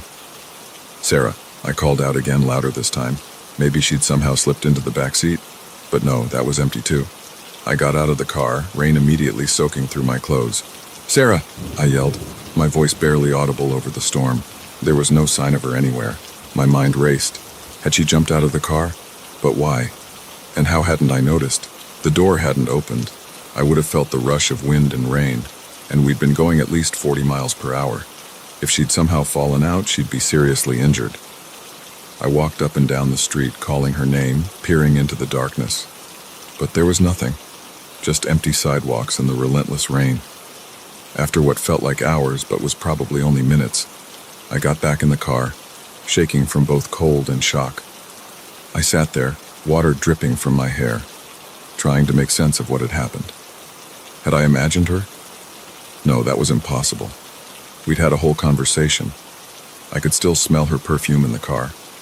I drove home in a daze, my mind replaying every moment of the drive. By the time I reached my apartment, I'd convinced myself that I must have dropped her off and somehow forgotten about it. Stress and fatigue can do strange things to a person's memory, right? But when I checked my phone, there were no messages from Sarah thanking me for the ride. And when I got to work on Monday, ready to apologize for my apparent lapse in memory, I was met with confused looks. "Sarah from accounting?" the receptionist said, frowning. "We don't have anyone by that name working here." I felt like I was losing my mind. I described Sarah, her dark hair, her green eyes, the little scar on her left hand, but no one seemed to know who I was talking about. I went down to the accounting department, thinking maybe there had been some misunderstanding. But as I walked through the office, I realized I didn't recognize anyone there. Faces I thought I knew suddenly seemed unfamiliar. "Can I help you?" a woman asked, noticing my confused wandering. "I'm looking for Sarah," I said, my voice sounding strange to my own ears. "She works here in accounting." The woman shook her head. "I'm sorry, there's no Sarah in this department. Are you sure you have the right floor?" I mumbled an apology and left, my head spinning. Back at my desk, I tried to focus on work, but I couldn't shake the feeling that something was terribly wrong. During my lunch break, I decided to do some digging. I searched the company directory, social media, even local news articles. There was no trace of Sarah anywhere. As the days turned into weeks, I became obsessed with finding her. I retraced our drive that night countless times, always in the rain, hoping to recreate the conditions. I put up flyers with her description, much to the concern of my co-workers who were starting to worry about my mental state. I even went to the police, but without a last name or any proof that Sarah had ever existed, they couldn't do much. The detective listened to my story with a mixture of skepticism and pity. "Look, Mr. Thompson," he said gently, "sometimes our minds play tricks on us, especially in stressful situations. Are you sure you didn't just imagine this woman?" But I knew I hadn't imagined her. The memory of our conversation was too vivid, too real. The way she laughed at my lame jokes, the slight crinkle around her eyes when she smiled. These weren't things you could invent. Months passed, and slowly life began to return to normal, or at least a new kind of normal. I still thought about Sarah every day, but the intensity of my search faded. I had to accept that I might never know what happened that rainy night. And then, exactly 1 year later, it happened again. I was driving home from work, another late night, another rainstorm. As I stopped at a red light, I glanced over at the passenger seat out of habit. My heart nearly stopped. Sarah was sitting there, looking exactly as she had that night a year ago. She turned to me, a sad smile on her face. "Hello, Tom," she said softly. "I'm sorry I disappeared on you like that." I couldn't speak, couldn't move. I just stared at her, afraid that if I blinked, she'd vanish again. "I know you have questions," she continued, "but I can't answer them. I'm not even sure I understand it myself. All I know is that sometimes on rainy nights like this, I exist, and sometimes I don't." The light turned green, but I didn't move. Cars behind me started honking. "You have to let me go, Tom," Sarah said, her form already starting to fade. "For both our sakes. Just remember, not everything in this world can be explained. Some mysteries are meant to remain unsolved." And with that, she was gone. Again. I sat there, oblivious to the angry horns behind me, tears mixing with the rain on my face. Part of me wanted to start searching again, to prove to myself and everyone else that I wasn't crazy. But a larger part knew that Sarah was right. Some things can't be explained, can't be solved. As I finally drove home, I felt a weight lift from my shoulders.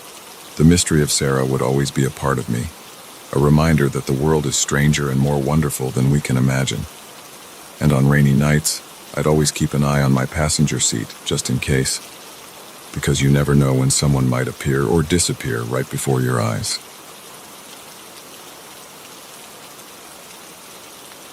The moment I realized I wasn't alone in that park, every horror movie I'd ever watched flashed through my mind.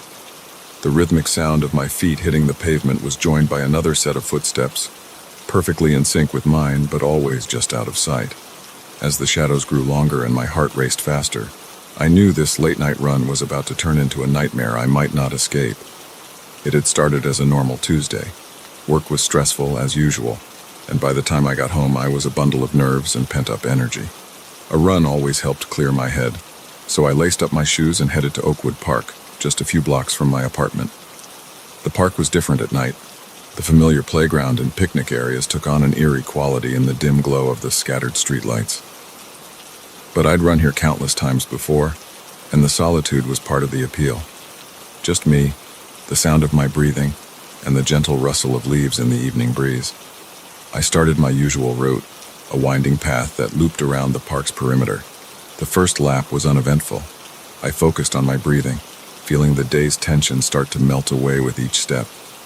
By the second lap, I had fallen into a comfortable rhythm. That's when I first noticed it. A sound just on the edge of my hearing, almost imperceptible. At first, I thought it was just an echo of my own footsteps bouncing off the trees. But as I rounded a bend, I realized it was something else. Another set of footfalls, perfectly matching my pace. I glanced over my shoulder, expecting to see another late-night runner. But the path behind me was empty. A chill ran down my spine despite the warmth of the evening. I picked up my pace slightly, telling myself I was being ridiculous. It was probably just an animal in the underbrush, or maybe my imagination playing tricks on me. But the sound persisted, always behind me, always in perfect sync with my own steps. I tried varying my speed, even stopping abruptly at one point. Each time the phantom footsteps adjusted, maintaining that eerie synchronization. My heart was pounding now, and not just from the exertion. I felt exposed, vulnerable. The park that had always been my refuge suddenly felt like a trap. The trees that lined the path seemed to loom over me, their branches reaching out like gnarled fingers. I decided to cut my run short and head back to the park entrance. As I turned onto the main path, I caught a flicker of movement in my peripheral vision, a dark shape just ducking behind a tree. "Hello?" I called out, my voice sounding unnaturally loud in the quiet park. "Is someone there?" No response, just the distant hum of traffic and the soft rustling of leaves. I started walking briskly towards the exit, fighting the urge to break into a sprint. Running would make me look like prey, I thought. Better to stay calm and alert. The footsteps behind me quickened to match my new pace. They sounded closer now, no longer trying to hide their presence. I could hear the crunch of gravel, the soft thud of feet on grass. I couldn't help it. I ran. I sprinted down the path, my breath coming in ragged gasps. The footsteps behind me broke into a run as well, growing louder, closer. I chanced another look over my shoulder and saw a figure emerging from the shadows. Tall, unnaturally thin, moving with a fluid grace that seemed almost inhuman. I pushed harder, my legs burning with the effort. The park entrance was just ahead, the streetlights of the main road a beacon of safety. Just a little further. Something caught my foot, and I went sprawling onto the path. Pain shot through my hands and knees as they scraped against the gravel. I scrambled to get up, certain that at any moment I would feel hands grabbing me, pulling me back into the darkness. But when I turned around, there was nothing there. No shadowy figure, no sound of footsteps. Just the empty path stretching back into the dimly lit park. I didn't wait to see if my pursuer would reappear. I limped as fast as I could to the park entrance, not stopping until I was under the bright lights of the main street. Only then did I pause to catch my breath, my hands on my knees as I gulped in air. A couple walking their dog gave me a concerned look as they passed. I must have been quite a sight. Sweaty, wide-eyed, with bloody palms and torn running clothes. "Are you okay?" the woman asked, taking a step towards me. I nodded, not trusting my voice just yet. They lingered for a moment, clearly unsure whether to believe me, before continuing on their way. As my breathing slowed and the adrenaline began to fade, I started to doubt myself. Had there really been someone following me? Or had I let my imagination run wild, turning normal nighttime park sounds into something sinister? I looked back at the park entrance. Everything seemed peaceful now. No shadowy figures, no phantom footsteps. Just a quiet, empty park at night. Shaking my head, I turned to walk home. I'd barely gone a block when I heard it again.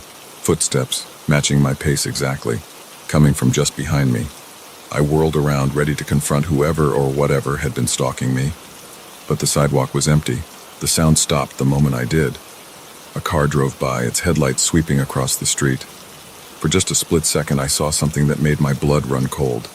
A shadow cast on the sidewalk beside me, a shadow that didn't match my own. I ran all the way home, not daring to look back again. I slammed my apartment door shut behind me, locking it with shaking hands. Only when I was safely inside did I allow myself to break down, sliding to the floor as sobs racked my body. What had happened in that park? Who or what had been following me? The rational part of my brain tried to come up with explanations. Stress-induced hallucinations, an overactive imagination fueled by too many late-night horror movies. Maybe even some prankster getting their kicks by scaring runners. But deep down, I knew none of those explanations fit. What I had experienced was something else. Something that didn't belong in the world as I understood it.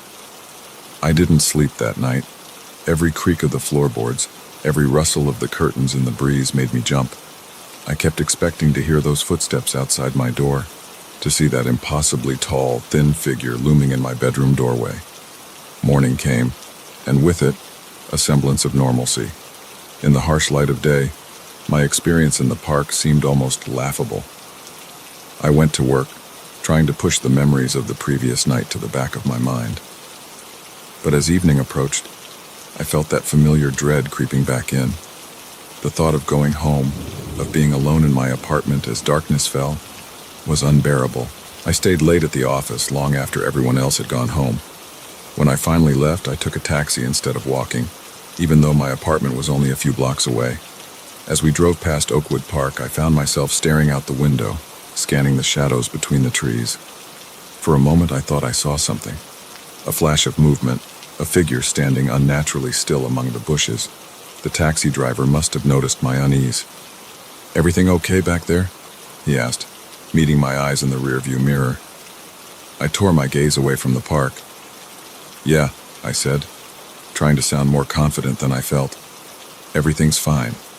But I knew it wasn't, because as we drove away, I could have sworn I saw that figure step out onto the path.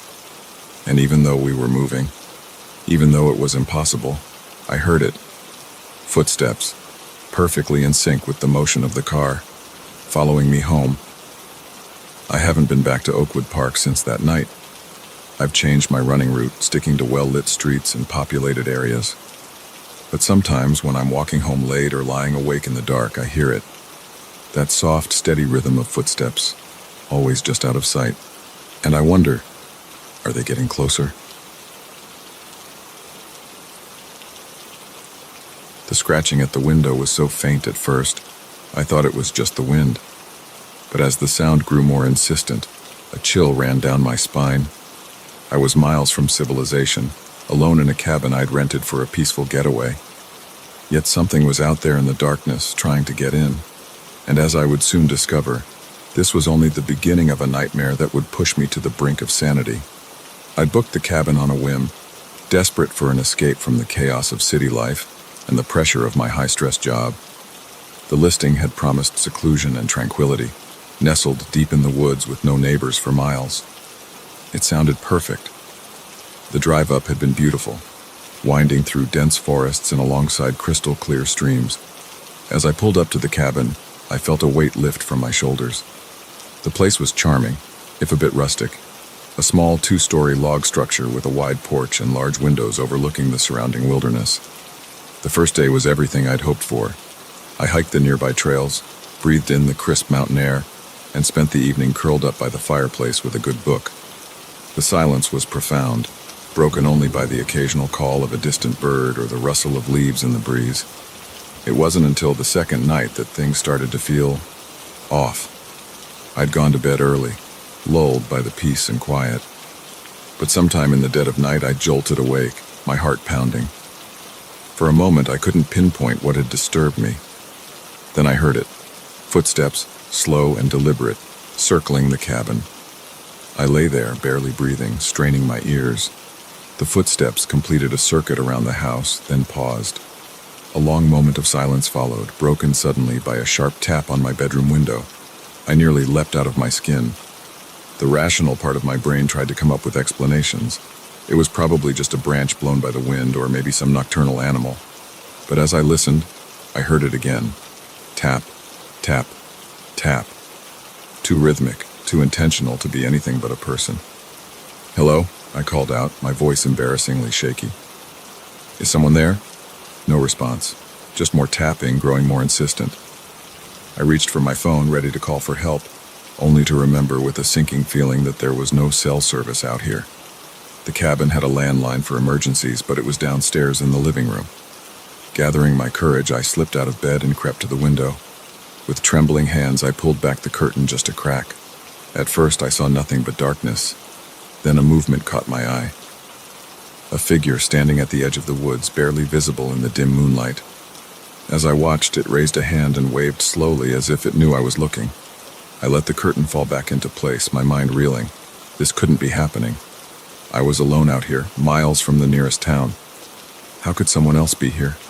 The tapping started again, this time at the living room window downstairs. I had to get to that phone. Taking a deep breath, I crept out of the bedroom and down the stairs, wincing at every creak of the old wooden floorboards. The living room was dark, lit only by slivers of moonlight peeking through the curtains. I made it to the phone and picked up the receiver, nearly sobbing with relief when I heard a dial tone. My fingers shook as I dialed 911. 911, what's your emergency? There's someone outside my cabin, I whispered, afraid the intruder might hear me. They're trying to get in. I need help. Okay, stay calm. What's your location? I froze. In my panic, I'd forgotten the exact address of the rental cabin. I don't know the exact address. It's a rental, out in the woods, maybe 20 miles north of Pine Grove. There was a pause on the other end of the line. Sir, we're going to need more information than that to send help. Are you in immediate danger? Before I could answer, a loud thud came from the front door, like someone had thrown their whole body against it. I dropped the phone, terror coursing through me. The thudding continued, the old wooden door groaning under the assault. I looked around wildly for a weapon, anything to defend myself. My eyes landed on the fireplace poker. Just as I grabbed it, the door burst open with a sickening crack. And there, silhouetted in the doorway, was the figure I'd seen in the woods. It was tall, impossibly tall, its limbs too long and thin to be human. As it ducked to enter the cabin, I caught a glimpse of its face in the moonlight. My blood ran cold. Where there should have been eyes, there were only dark, empty sockets. I scrambled backwards, the poker held out in front of me like a sword. "Stay back," I yelled, my voice cracking with fear. The creature tilted its head, regarding me with those empty eye sockets. Then, to my horror, it spoke. Its voice was like dry leaves rustling, barely above a whisper. "We've been waiting for you," it said. "For so long." "We?" I managed to choke out. As if in answer, more figures appeared in the doorway behind the first. 3, 4, 5 of them, all with the same elongated limbs and eyeless faces. They began to advance into the room, moving with an unnatural grace. I swung the poker wildly, but it passed right through the nearest creature as if it were made of smoke. In that moment, I realized that whatever these things were, they weren't physical beings.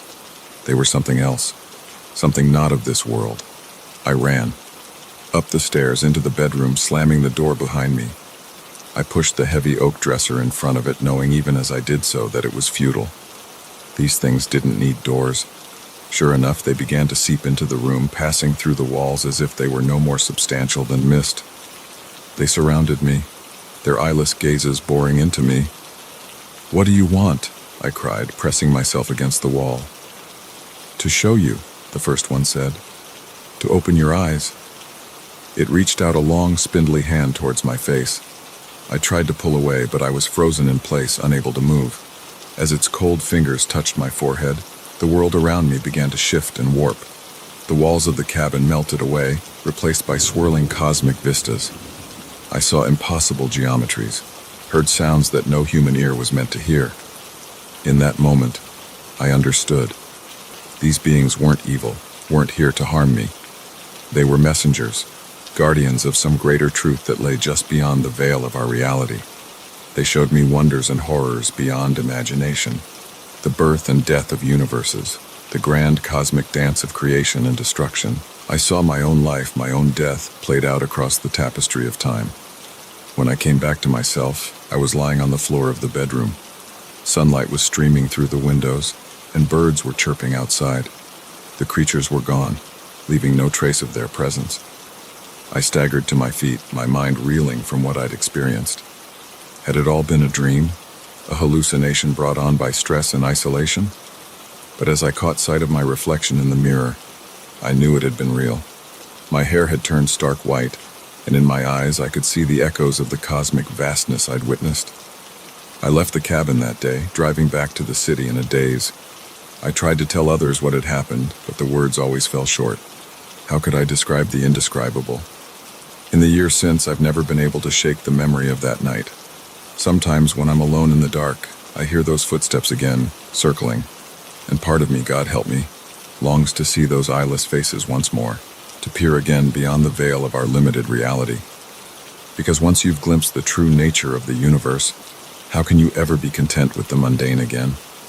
I know that they're still out there, waiting, and someday I think I might just go back to that cabin in the woods to see what other truths they have to show me. The first time I heard the footsteps in the attic, I dismissed them as the house settling. But when I found the half-eaten sandwich on the dusty floor, I knew with chilling certainty that I wasn't alone.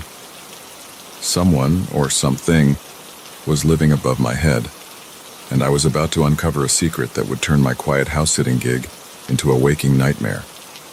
It was supposed to be an easy job. My parents, friends, the Millers, were going on a month-long European vacation, and they needed someone to watch their sprawling Victorian home. As a broke college student home for the summer, I jumped at the chance. A whole month in a beautiful house with nothing to do but water the plants and collect the mail. It seemed too good to be true. The first week was uneventful. I spent my days lounging by the pool, binge-watching shows on their massive TV, and relishing the solitude.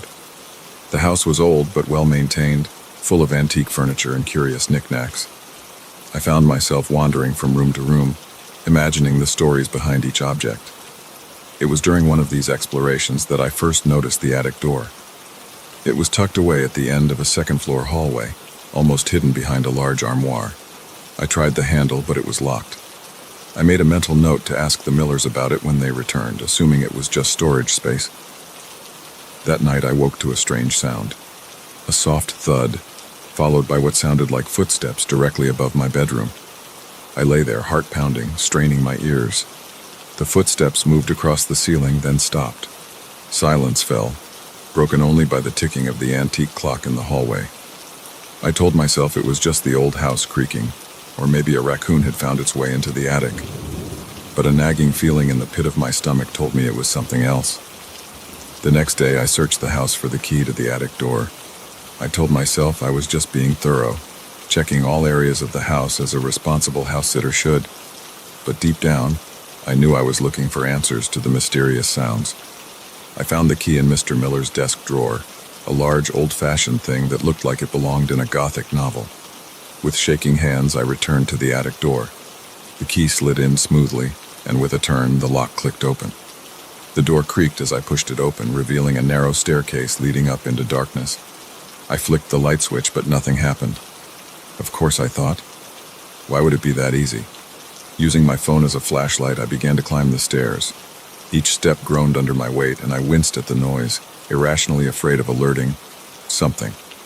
The attic was a large, open space, filled with the usual clutter of forgotten belongings and dust-covered furniture. Moonlight filtered through a small, round window, casting long shadows across the floor. I swept my phone's light around, heart racing as I searched for any sign of an intruder. That's when I saw it. A makeshift bed tucked into a corner made from old blankets and what looked like seat cushions from a long-discarded couch. Beside it was a pile of food wrappers and empty water bottles, and there, on a rickety side table, was a half-eaten sandwich. I stumbled backward, nearly falling down the stairs in my haste to get out. I slammed the attic door shut, fumbling with the key to lock it again. My mind was reeling. Someone was living in the attic. How long had they been there? Did the Millers know? I ran to my room, grabbed my phone, and dialed the Millers' emergency contact number with trembling fingers. It went straight to voicemail. Of course, they were probably on a plane or in some remote part of Europe with no reception. I paced the room, debating what to do. Call the police? But what if I was overreacting? What if it was just a homeless person who had found a safe place to sleep? I didn't want to cause trouble if it wasn't necessary. I decided to wait until morning. I'd go up to the attic again in daylight, maybe leave a note explaining that I knew someone was there and asking them to leave. It wasn't the bravest plan, but it felt safer than confronting them directly. Sleep was impossible that night. Every creak, every gust of wind against the windows had me sitting bolt upright in bed. I kept imagining someone creeping down the attic stairs, making their way to my room. When dawn finally broke, I was exhausted but determined. I wrote a note explaining that I was house-sitting, that I knew someone was in the attic, and asking them to please leave. I promised not to call the police if they went quietly. Armed with the note and a kitchen knife, just in case, I made my way back to the attic. The morning light made it less intimidating, but my heart was still racing as I climbed the stairs. The attic looked different in daylight. Dust motes danced in the sunbeams streaming through the small window. The makeshift bed was still there, but something felt off. It took me a moment to realize what it was. Everything was neat. Too neat. The bed was made, the trash was gone, and there was no sign of the half-eaten sandwich. Had they left already? Or were they just very tidy squatters? I placed the note on the bed and turned to leave. That's when I heard it. A soft shuffling sound coming from behind a large wardrobe in the corner. I froze, the knife clutched tightly in my sweating palm. "Hello?" I called out, my voice embarrassingly shaky. "I know you're there. Please, I don't want any trouble. Just come out and we can talk about this." Silence. Then slowly, the wardrobe door began to open. I raised the knife, prepared to defend myself. But what emerged from the wardrobe wasn't a person at all. It was... I don't even know how to describe it. A creature about the size of a large dog, but with too many legs. Its skin was a pale, sickly color, and where its face should have been, there was just a mass of writhing tentacles. I screamed. I couldn't help it. The creature made a high-pitched keening noise in response and scuttled towards me with alarming speed. I turned and ran, taking the attic stairs 2 at a time, not caring about the thunderous noise I was making. I burst out of the attic and slammed the door shut, fumbling with the key. I could hear the creature on the other side, its many legs scrabbling against the wood. The lock finally turned and I backed away, still clutching the knife. My mind was spinning. What was that thing? How long had it been up there, and most importantly, how was I going to get rid of it? I spent the rest of the day in a panic, alternating between pacing the house and sitting in terrified silence, straining to hear any sound from the attic. I tried calling the Millers again, and again got no answer. I thought about calling the police, but what would I tell them? That there was a tentacle monster in the attic? They'd think I was insane or on drugs. As night fell, the noises from the attic grew louder, thumps and scratches, and that awful keening sound. I huddled in the living room, every light in the house blazing, the TV on loud to drown out the sounds from above. Around midnight, the noises stopped abruptly. The sudden silence was almost worse than the sounds had been. I sat there, hardly daring to breathe, waiting for what would happen next. Then I heard it, the unmistakable sound of the attic door opening. I gripped the knife tighter, my eyes fixed on the hallway leading to the stairs. Slow, dragging footsteps made their way down the steps. A shadow appeared on the wall, grotesquely elongated and misshapen. And then it was there, in the doorway of the living room. In the bright light, it looked even more horrifying than it had in the attic. Its pale skin glistened wetly, and its tentacles writhed ceaselessly. But the most terrifying thing was its eyes. Dozens of them, spread across its body, all fixed on me with an unsettling intelligence. We stared at each other for what felt like an eternity. Then to my utter shock, it spoke. Not with words, but directly into my mind. "Thank you," it said, its mental voice surprisingly gentle. "For not calling others, for giving me a chance to explain." I couldn't respond. I was too terrified, too confused. "I mean you no harm," it continued. "I am lost, far from home. I found safety here in this quiet place. But now I must go. Others will come looking soon." Before I could process what was happening, the creature turned and moved with surprising grace towards the front door. It opened the door with one of its many limbs and paused on the threshold. "Forget," it said, turning its many eyes towards me one last time. "For your own peace. Forget what you've seen.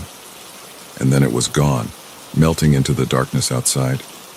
I'd like to say I did forget, that I went on with my life as if nothing had happened. But how do you forget something like that? How do you go back to normal after you've seen proof that the world is so much stranger, so much more terrifying and wondrous than you ever imagined? I never told the Millers what happened. Never told anyone until now. But sometimes on quiet nights I find myself looking up at the stars and wondering, are they out there, those strange, tentacled beings? And will they ever return to the quiet attic where, for a brief time, one of them found refuge? I don't know the answers, but I do know one thing. I'll never look at an attic the same way again. The first time I noticed the car, I thought nothing of it. Just another vehicle in the parking lot, unremarkable in every way. But as the nights wore on and it remained there, always in the same spot, always occupied, a chill began to creep up my spine. Little did I know that seemingly innocuous car was about to turn my quiet night shift into a terrifying game of cat and mouse. I'd been working the graveyard shift at Meadowbrook Office Park for about 6 months. It wasn't a glamorous job, but it paid the bills and gave me plenty of time to work on my writing. The massive complex was eerily quiet at night, just the hum of fluorescent lights and the occasional whir of the cleaning crew's equipment to keep me company. My routine was simple. Clock in at 11 p.m., make my rounds every hour, and spend the time in between at the security desk, alternating between watching the cameras and pecking away at my laptop. It was mind-numbingly boring most nights, but I preferred it that way. Excitement in this line of work usually meant trouble. The car first appeared on a Tuesday. A nondescript sedan, dark blue or maybe black. It was hard to tell under the orange glow of the parking lot lights. I noticed it on my 2 a.m. round, parked in the far corner of the lot. The windows were tinted, but I could make out the silhouette of someone sitting in the driver's seat. I made a note of it in my log, but didn't think much more about it. Probably just someone taking a break on a long drive, or maybe a couple looking for some privacy. As long as they weren't causing trouble, it wasn't my problem. But the next night, it was there again. Same spot, same silhouette behind the wheel. I frowned as I noted it in the log for the second night in a row. Coincidence, I told myself. Nothing to worry about. By the 5th night, I couldn't shake the feeling that something was off. The car was always there, always occupied, always still. I never saw it arrive or leave. It was as if it materialized out of thin air each night, bringing its mysterious occupant with it. I debated calling the police, but what would I tell them? That I was spooked by a parked car? They'd laugh me off the phone. Besides, technically, the vehicle wasn't doing anything wrong. Public parking lot, no signs prohibiting overnight stays. On the 7th night, things changed. I was at my desk, engrossed in a particularly tricky scene in my novel, when movement on one of the security monitors caught my eye. The car was moving, slowly cruising through the parking lot. It made a complete circuit before returning to its usual spot. My heart was pounding as I watched the figure in the driver's seat. For the first time they moved, turning their head to look directly at the camera. A chill ran down my spine. There was no way they could know where the cameras were unless they'd been studying the lot. Studying us. I picked up the phone, my hand hovering over the keypad. But before I could dial, the figure in the car raised their hand and waved. Not a friendly wave, but a slow, deliberate movement. A message. They knew I was watching. I slammed the phone down and stood up so fast my chair toppled over. This was too much. I needed to confront this person, find out what they wanted. Armed with nothing but my flashlight and a tenuous grasp on my courage, I headed for the parking lot. The night air was cool on my face as I stepped outside, a stark contrast to the sweat beading on my forehead. The parking lot stretched out before me, a sea of shadows and reflected moonlight. And there, in its usual spot, sat the car. I approached slowly, my footsteps sounding unnaturally loud in the quiet night. As I got closer, I could see the figure more clearly. A man, I thought, though it was hard to be sure. He sat perfectly still, facing forward, showing no reaction to my approach. When I was about 10 feet away, I stopped. "Excuse me," I called out, my voice shakier than I'd like. "This is private property. I'm going to have to ask you to leave." No response, no movement. It was as if I was talking to a statue. I took another step forward, my flashlight beam landing on the driver's side window. Sir? Can you hear me? You need to. The engine roared to life so suddenly I nearly jumped out of my skin. The car's headlights flicked on, momentarily blinding me. By the time my vision cleared, the vehicle was already moving, peeling out of the parking spot with a screech of tires. I watched, dumbfounded, as it sped towards the exit. Just before it turned onto the main road, the car slowed. The driver's window rolled down, and for a brief moment I caught a glimpse of the man inside. He turned to look at me, and even from a distance I could see the wide, unsettling grin on his face. Then he was gone, the taillights disappearing into the night. I stood there for a long time, my heart racing, trying to process what had just happened. When I finally went back inside, I filled out an incident report with shaking hands. I knew how it would sound. Paranoid security guards spooked by a parked car, but I had to document it. Something about that grin, that deliberate wave at the camera, told me this wasn't over. I was right. The next night, the car wasn't there. I felt a mix of relief and unease as I made my rounds. Had he finally moved on? Or was this just the calm before the storm? I got my answer at 3 a.m. I was checking the cameras when I saw it. The now familiar sedan pulling into the lot. But this time it didn't stop at its usual spot. It kept driving, circling the building slowly. Round and round it went like a shark circling its prey. I watched, transfixed, as it completed its third loop. Then, without warning, it turned, heading straight for the main entrance of the building. My building, where I sat alone and increasingly terrified. I scrambled to lock down the building, my fingers fumbling with the security system controls. Just as I hit the final button, I heard it, the squeal of tires on pavement, followed by the sickening crunch of metal on metal. He had rammed the front doors. Alarms blared as I grabbed my phone, finally making the call I should have made days ago. 911, what's your emergency? There's someone trying to break into Meadowbrook Office Park, I shouted over the noise. He's rammed his car into the building. Please, send someone quickly. I could hear the car's engine revving, the sound of the man trying to dislodge his vehicle from the mangled doors. Any second now he'd break through. Sir, stay calm. Officers are on their way. Are you in a safe location? Safe? Was anywhere safe from this madman? I'm in the security office, I said. But I don't think... Another crash cut me off. He was through the doors. He's inside, I whispered into the phone. Oh God, he's inside the building. I could hear footsteps now, slow and deliberate, echoing through the empty halls. The power had cut out when he hit the building, and the emergency lights cast long, shifting shadows. Every corner, every doorway could be hiding my stalker. Sir? Sir, are you there? The 911 operator's voice sounded tinny and far away. I ended the call and turned off my phone. I needed to hide, to be as quiet as possible. The footsteps were getting closer. There was a storage closet behind my desk. I slipped inside, closing the door as softly as I could. The space was tight, filled with cleaning supplies and spare computer parts. I crouched down, trying to make myself as small as possible.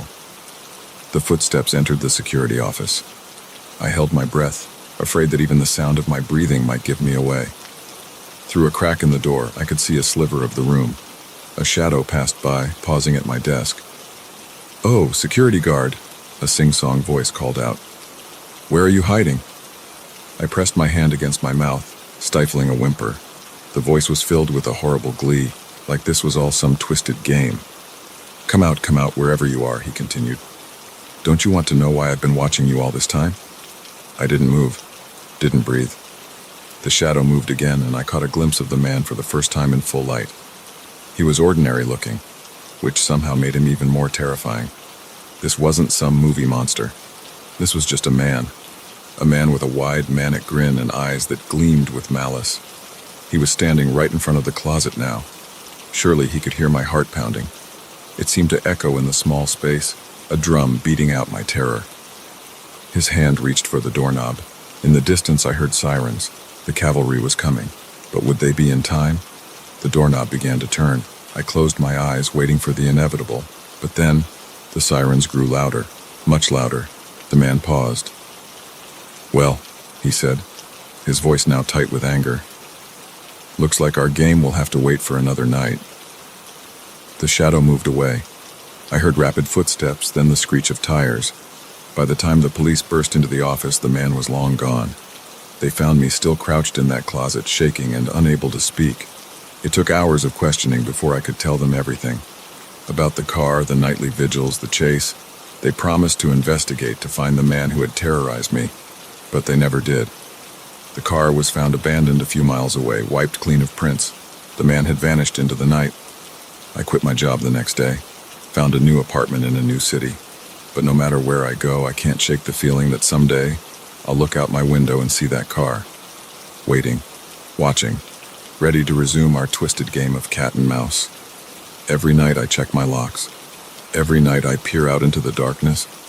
And every night I wonder, is this the night he comes back for me? The moment I saw his thumb jutting out from the side of the desolate highway, I knew I should have kept driving.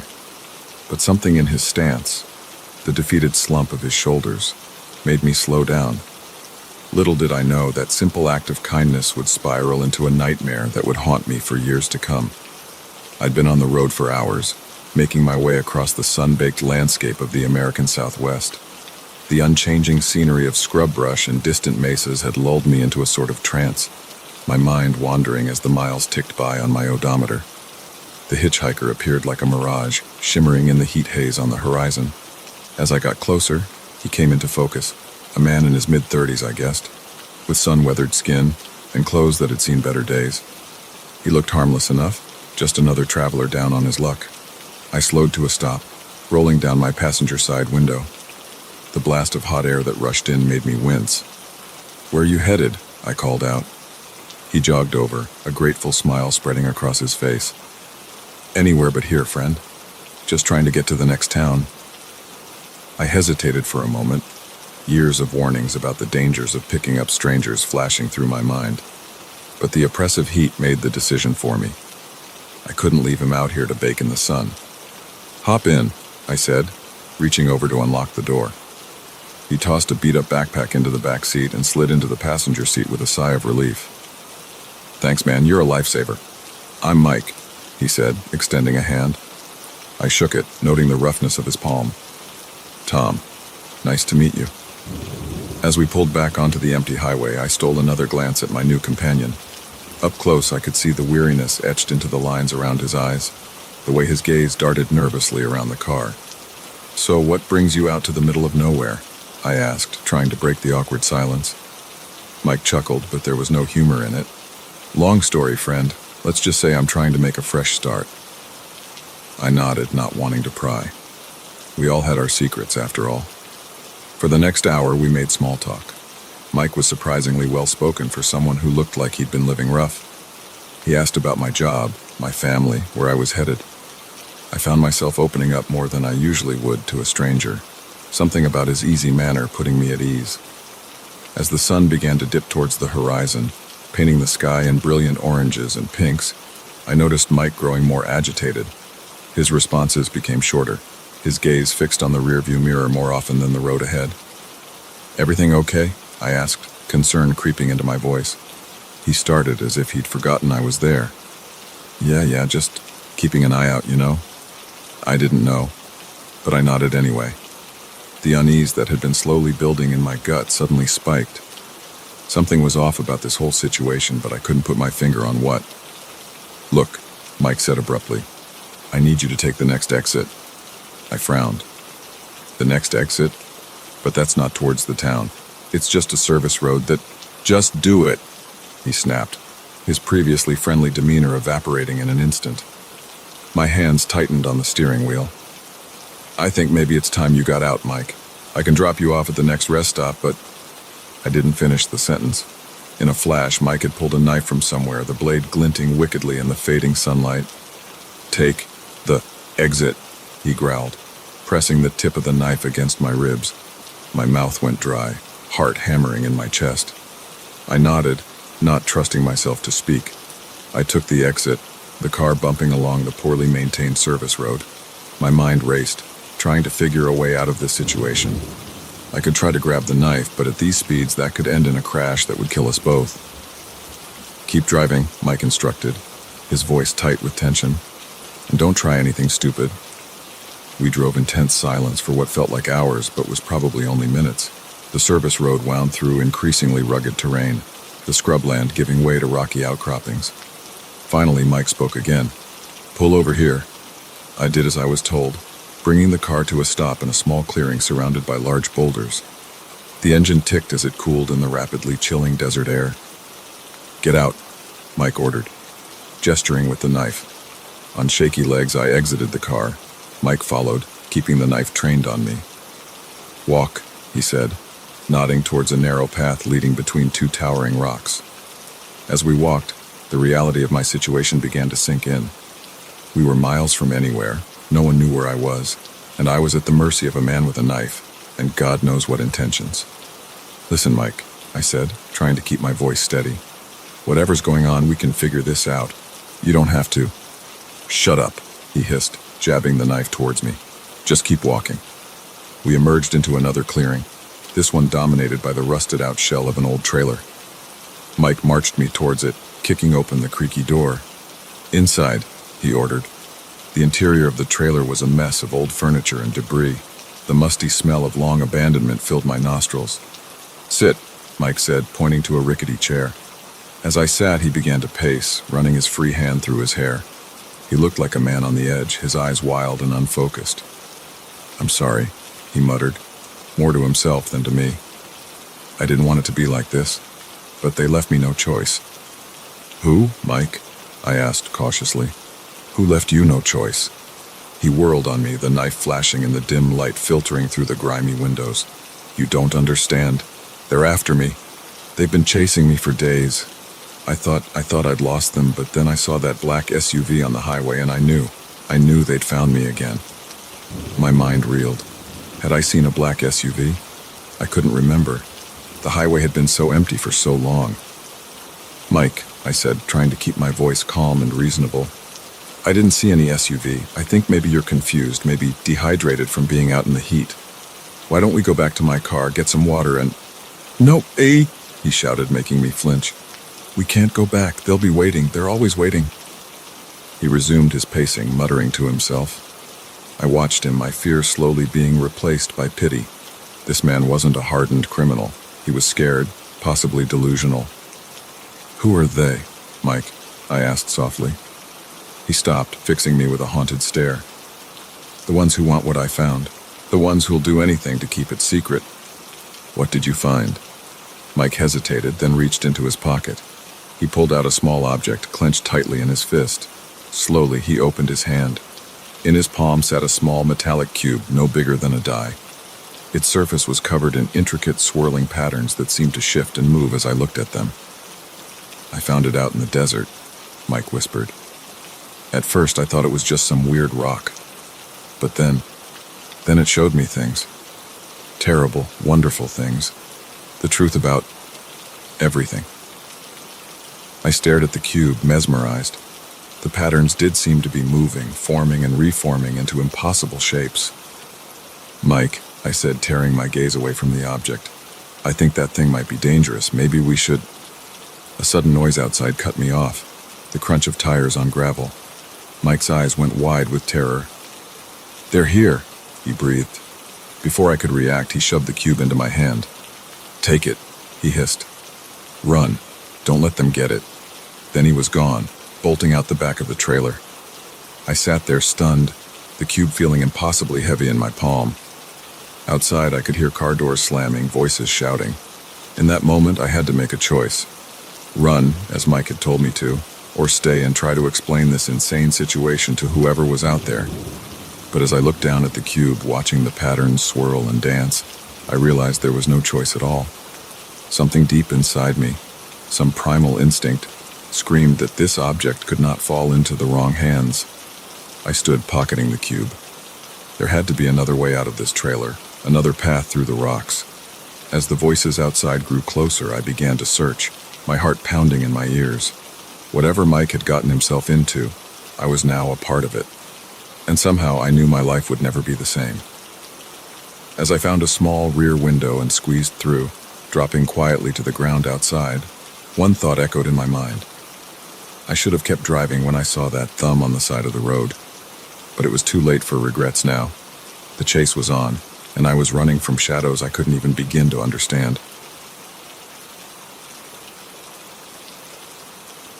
The first whisper caught me off guard, barely audible over the hum of the ancient computer. I dismissed it as my imagination, a trick of the late hour and the empty building. But when the footsteps started echoing through the halls, growing louder with each passing moment, I realized with chilling certainty that I was no longer alone in the university's deserted computer lab. It was supposed to be a typical all-nighter, the kind every college student pulls at least once a semester. My thesis was due in less than 48 hours, and I was woefully behind. The quiet solitude of the computer science building at 2 a.m. seemed like the perfect place to hunker down and crank out the remaining pages. I'd been there countless times before, always alone, always undisturbed. The night janitor, Bob, usually did his rounds around midnight, but other than a friendly nod, he never bothered me. Tonight, though, the building felt different. The shadows seemed deeper, the silence more oppressive. I tried to focus on my work, the gentle clacking of the keyboard, the only sound breaking the stillness. But as the night wore on, I couldn't shake the feeling that someone, or something, was watching me. It started with little things, a flicker of movement in my peripheral vision, gone when I turned to look.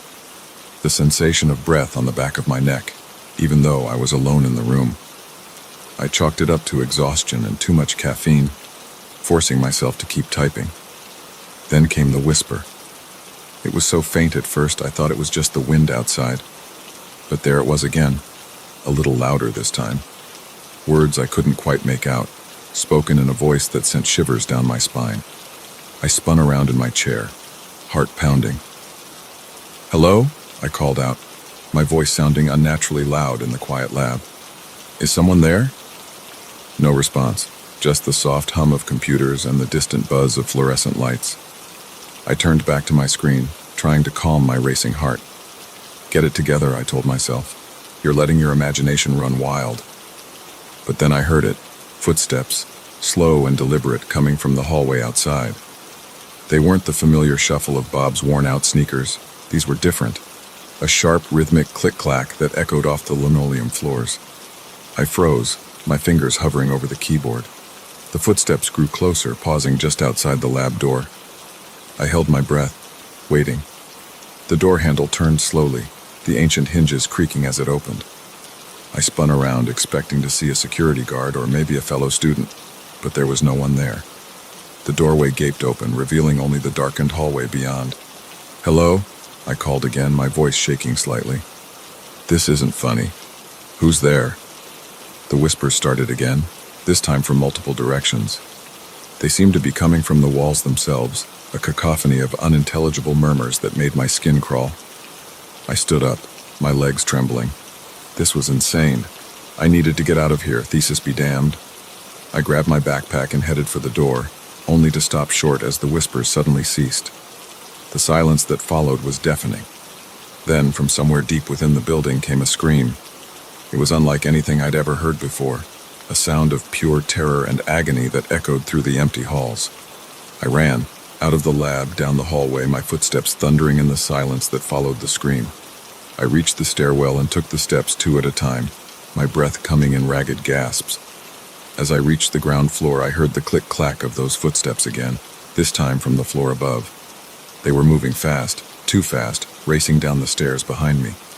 I burst through the exit door, expecting to feel the cool night air on my face. Instead, I found myself in another hallway, identical to the one I'd just left. Confusion and panic warred within me. This was impossible. I knew this building like the back of my hand. The exit should have led outside. The footsteps were getting closer. I picked a direction at random and ran, passing door after door, all of them locked. The hallway seemed to stretch on forever, the fluorescent lights above flickering ominously. Finally, I saw a door marked "Exit" at the end of the hall. Relief flooded through me as I sprinted towards it.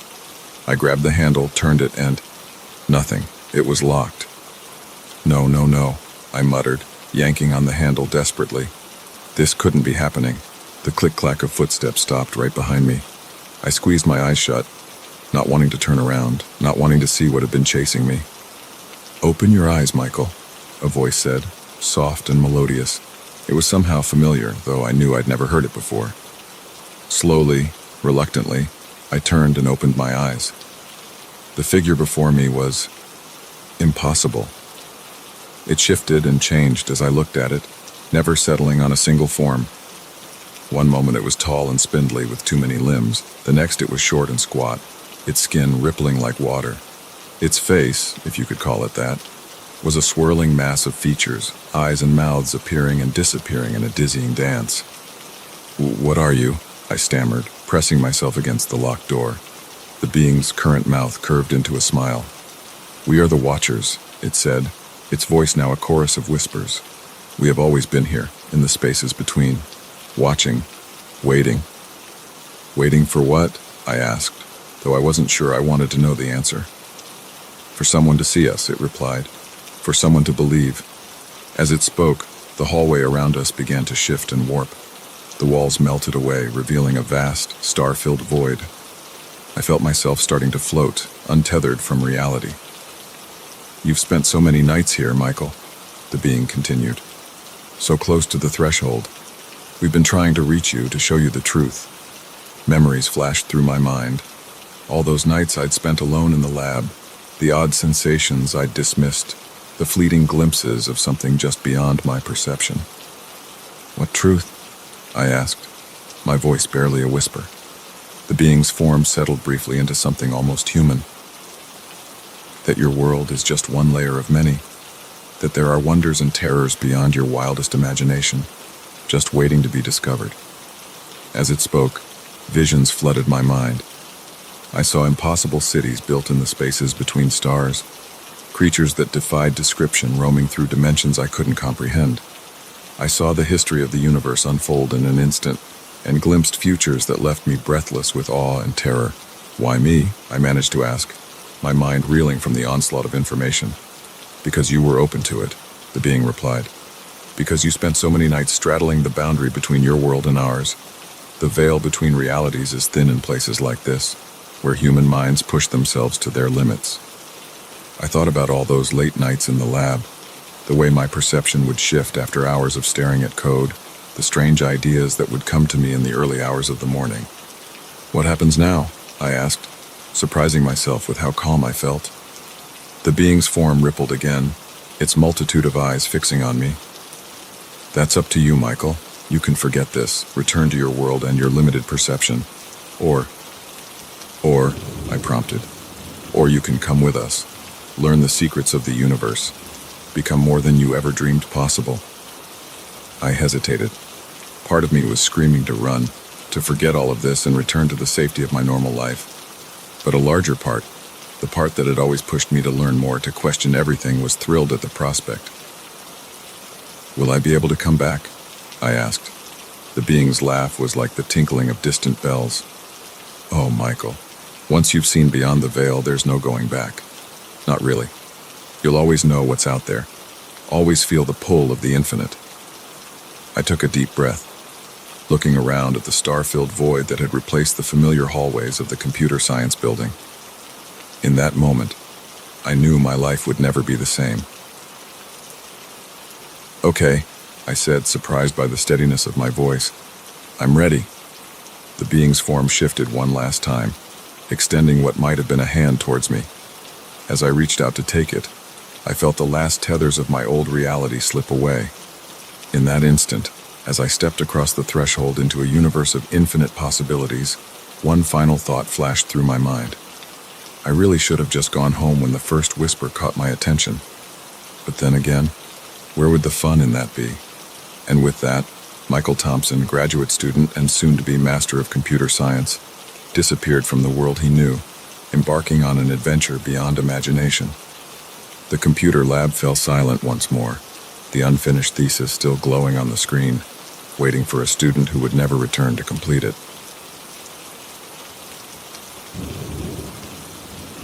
The moment the lights flickered out, plunging the house into darkness, I knew this wasn't going to be an ordinary babysitting gig. The sudden silence that followed, broken only by the pounding of rain against the windows, made my skin crawl, but it was the soft thud from upstairs, where the children were supposed to be sleeping, that sent a chill down my spine. Little did I know this was just the beginning of a night that would push me to the brink of terror. I'd been babysitting for the Thompsons for about 6 months. They were good people, always paid on time, and their kids, 8-year-old Lily and 6-year-old Max, were sweet and well-behaved.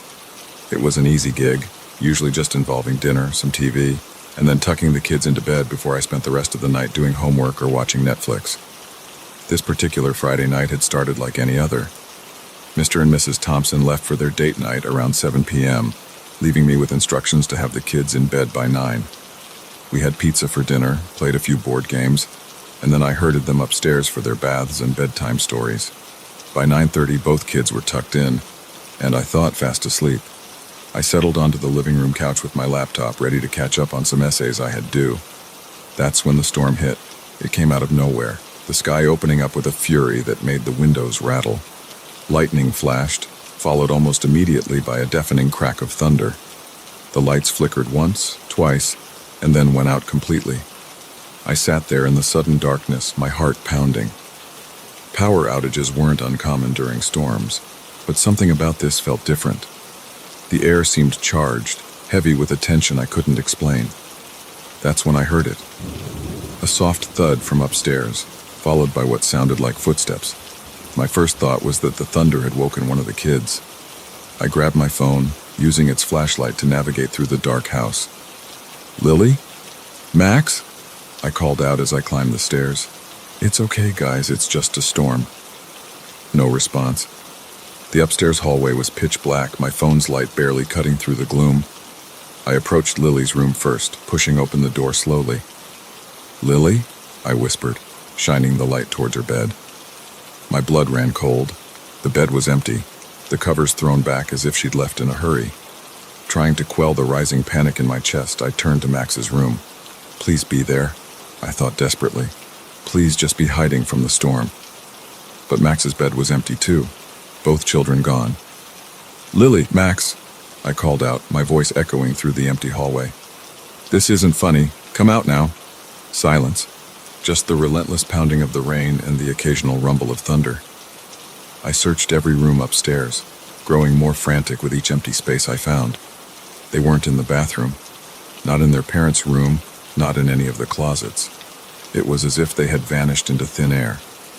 As I stood in the hallway, trying to decide what to do next, I heard another sound, a giggle, high-pitched and childlike, coming from downstairs. Relief flooded through me. They must have snuck down while I was searching the rooms.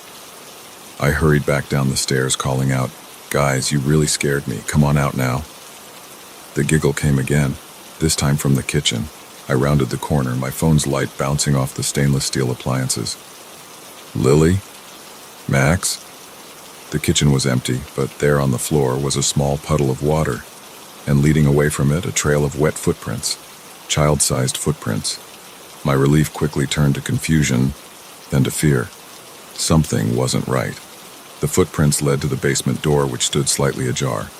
I'd only been down to the basement once when Mrs. Thompson asked me to grab some extra paper towels. It was unfinished, all concrete floors and exposed pipes, with boxes of holiday decorations and old toys piled in corners. Not a place the kids were allowed to play. My hand shook as I reached for the doorknob. Every instinct was screaming at me to run, to get out of the house and call the police. But I couldn't leave the children. Whatever was happening, I had to find them. The basement stairs creaked under my feet as I descended, my phone's light casting long, shifting shadows. The air grew colder with each step, and I could smell the damp, musty odor of the underground space. "Lily? Max?" I called out again, my voice sounding small and frightened even to my own ears. "Please come out. You're not in trouble, I promise." A rustling sound came from behind a stack of boxes. I moved towards it slowly, my heart pounding so hard I thought it might burst from my chest. "Guys," I whispered, peering around the boxes. What I saw made me stumble back, a scream caught in my throat. It looked like Lily and Max, but wrong. Their skin was pale, almost translucent, their eyes too large and dark in their small faces. They stood unnaturally still, water dripping from their soaked pajamas. "What's going on?" I managed to stammer. "What happened to you?" They smiled in unison. an eerie, too-wide grin that sent shivers down my spine. When they spoke, it was with one voice, a sound that seemed to come from everywhere and nowhere at once. "We went for a swim," they said. "Won't you join us?" I shook my head, backing away slowly. This couldn't be real. I must have fallen asleep on the couch. This was just some bizarre nightmare. The children, or whatever they were, took a step forward.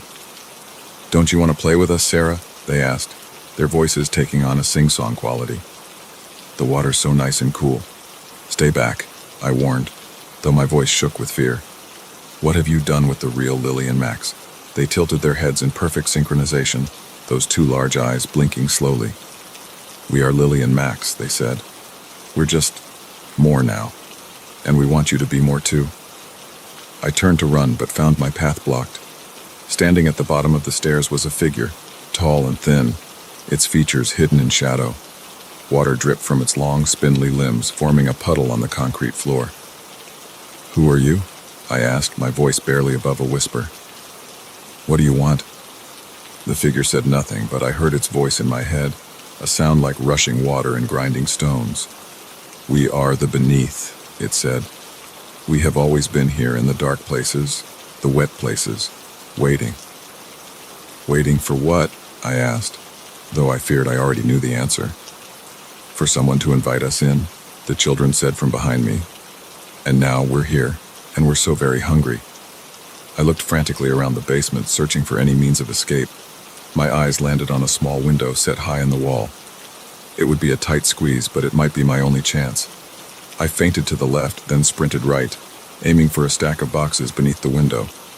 Behind me, I heard the patter of small feet and the heavier tread of the tall figure. I scrambled up the boxes, my fingers scrabbling at the window latch. Just as I felt long, cold fingers grip my ankle, the window popped open. I pulled myself through, feeling my shirt tear on the rough edge of the window frame. I tumbled onto the wet grass outside, the rain still coming down in sheets. I ran, across the backyard, through the gate, down the street. I didn't stop until I reached the police station, soaked to the bone and gasping for breath. The police, of course, didn't believe me. They found the house exactly as it should be. 2 children sleeping peacefully in their beds, no sign of any disturbance. Mr. and Mrs. Thompson were understandably upset, thinking I had abandoned their children to run out into the storm. I lost my babysitting job, and my reputation in the neighborhood was ruined. But I knew what I had seen, what I had experienced, and I knew that something dark and hungry had found its way into our world. Sometimes, on rainy nights, I think I can hear children giggling outside my window. And in my dreams, I still see those 2 large eyes and hear that watery voice inviting me to join them in the cool, dark depths. I never babysat again after that night. And I always check under my bed before I go to sleep. Because now I know that the monsters aren't just the stuff of childhood nightmares. They're real, they're hungry, and they're waiting for an invitation to come in.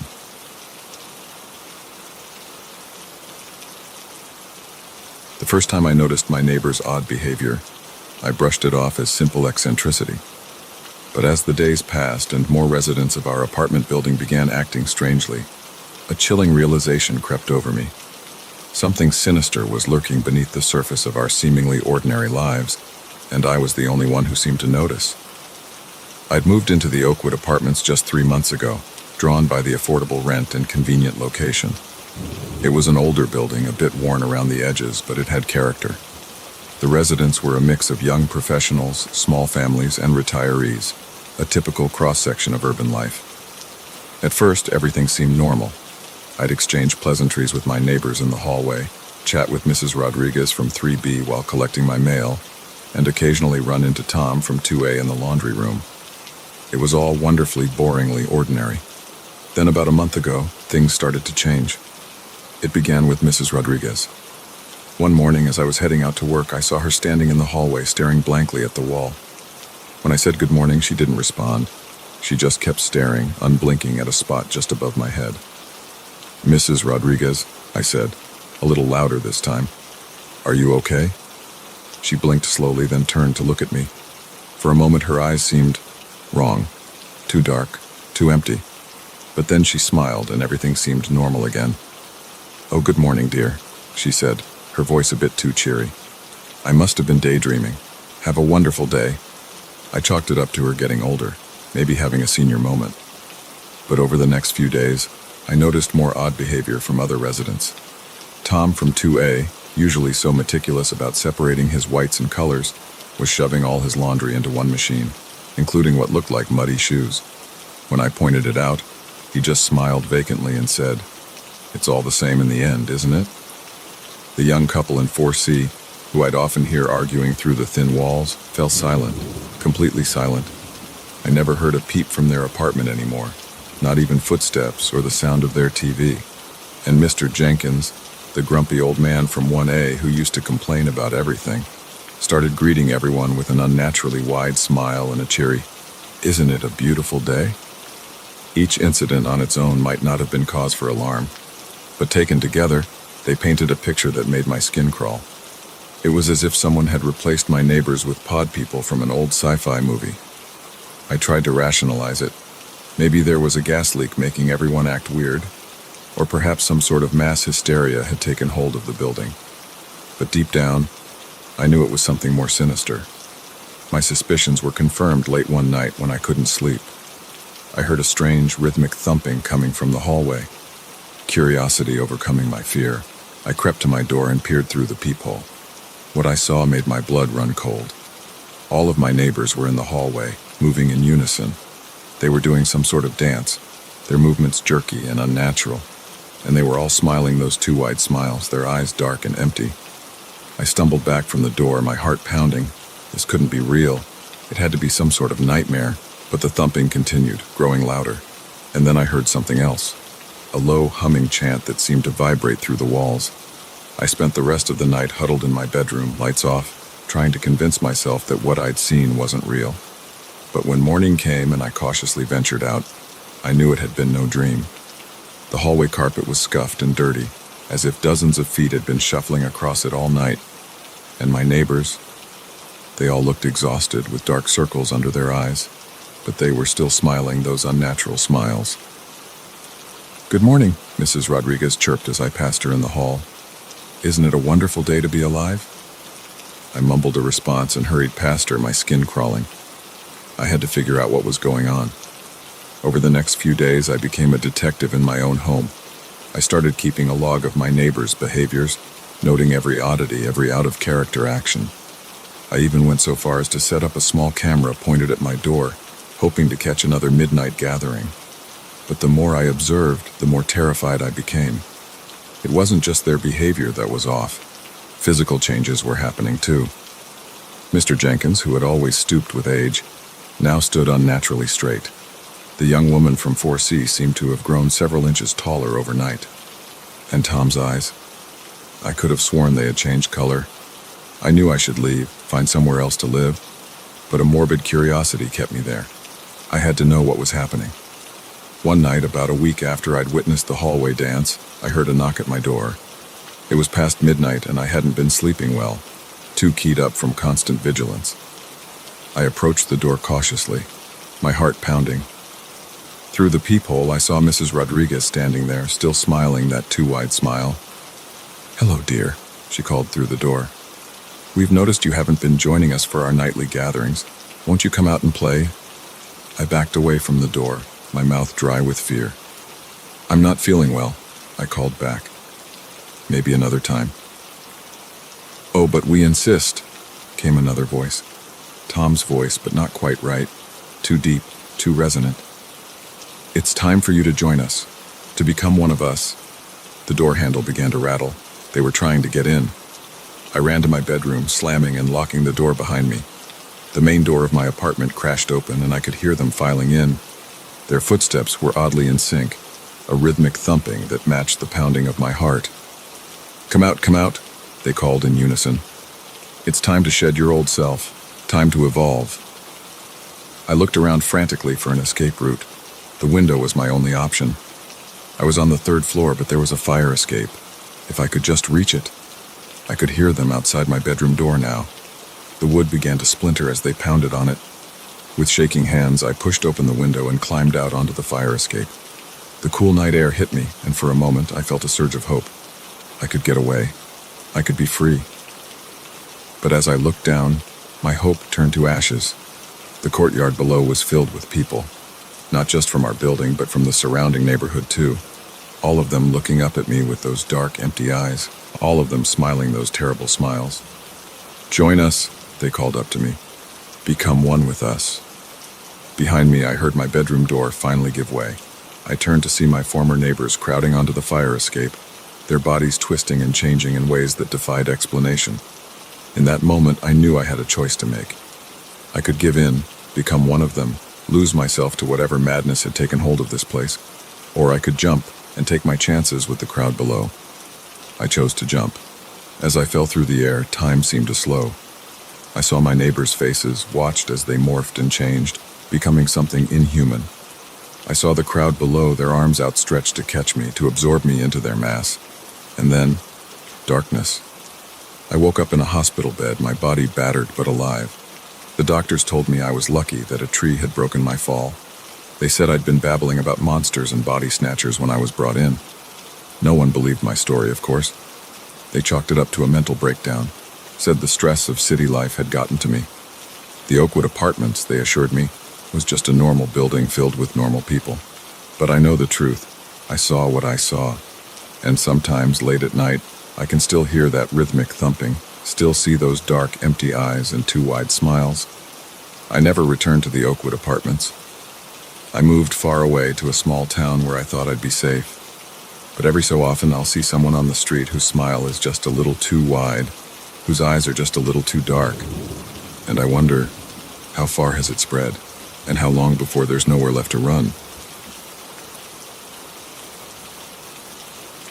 The moment I saw those desperate eyes peering out from the back window of the van, I knew my quick pit stop was about to turn into a nightmare. What I didn't realize was that by the end of the night, I'd be running for my life, questioning everything I thought I knew about the quiet highways of Middle America. It had been a long day of driving. I was on my way to my sister's wedding in Colorado, opting for a road trip instead of a flight to save some cash. The monotony of the highway had lulled me into a kind of trance, the yellow lines blurring together as I pushed on through the night. When I saw the sign for a rest stop coming up, I decided to pull in. My gas tank was running low, and my bladder wasn't far behind. Plus, I figured some caffeine wouldn't hurt to keep me alert for the last leg of the journey. The rest stop was like any other I'd seen across the country. A small building housing restrooms and vending machines, a couple of picnic tables, and a dimly lit parking lot. At this late hour, it was nearly deserted.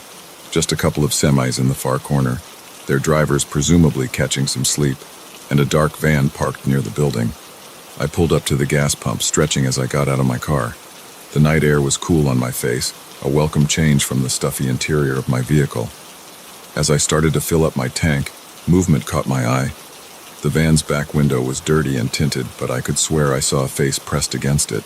A woman's face, her eyes wide with what looked like fear. She seemed to be mouthing something, but I couldn't make it out. I blinked and the face was gone. Had I imagined it? The long hours on the road must be getting to me, I thought. I shook my head and finished filling up my tank.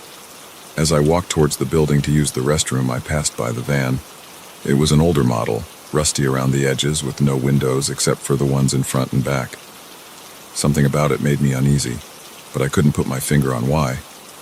Inside the rest stop building, I used the facilities and then made my way to the vending machines. As I was deciding between a Coke and a coffee, the door burst open. A man walked in, his eyes darting around nervously.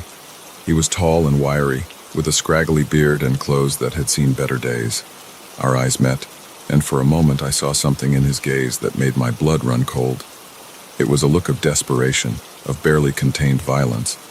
Then he blinked, and it was gone, replaced by a forced smile. "Evening," he said, his voice gruff. "Nice night for a drive, huh?"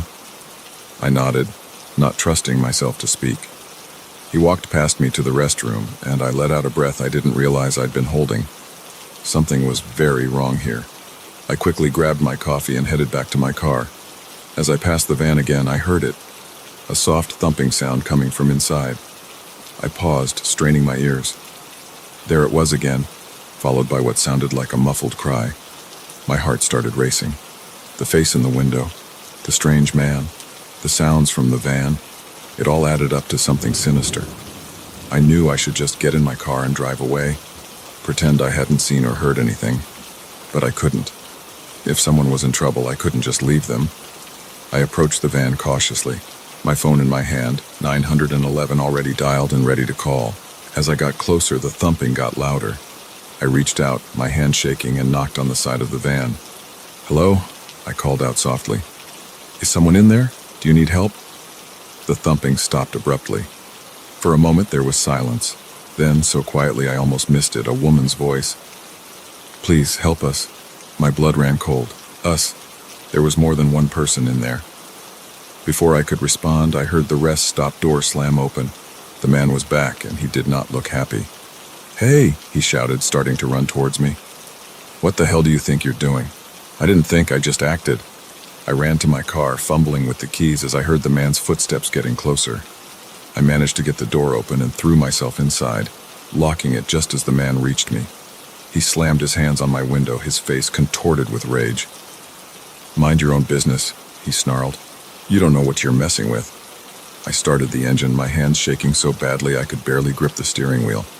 The man stepped back as I put the car in reverse, but his eyes never left mine. As I peeled out of the parking lot, I could see him in my rearview mirror, running back to the van. My mind was racing as I sped down the highway. What had I just stumbled upon? A kidnapping? Human trafficking? Whatever it was, I knew I had to do something. I couldn't just drive away and leave those people in that van.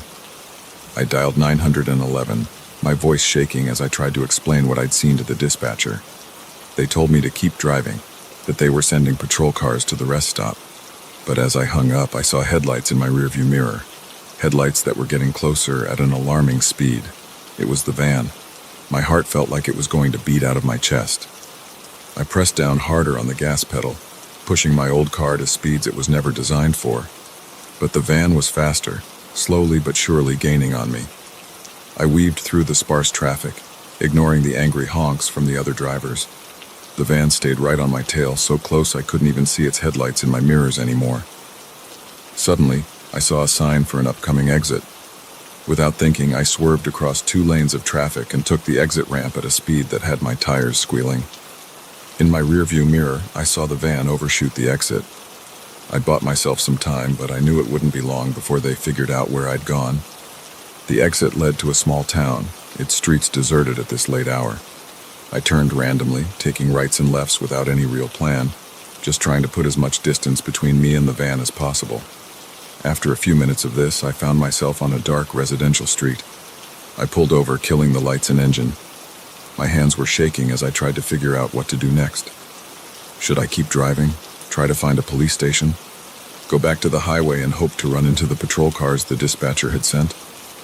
As I sat there, paralyzed with indecision, I saw headlights approaching. My breath caught in my throat as I recognized the outline of the van. It was driving slowly down the street, as if searching for something. Searching for me.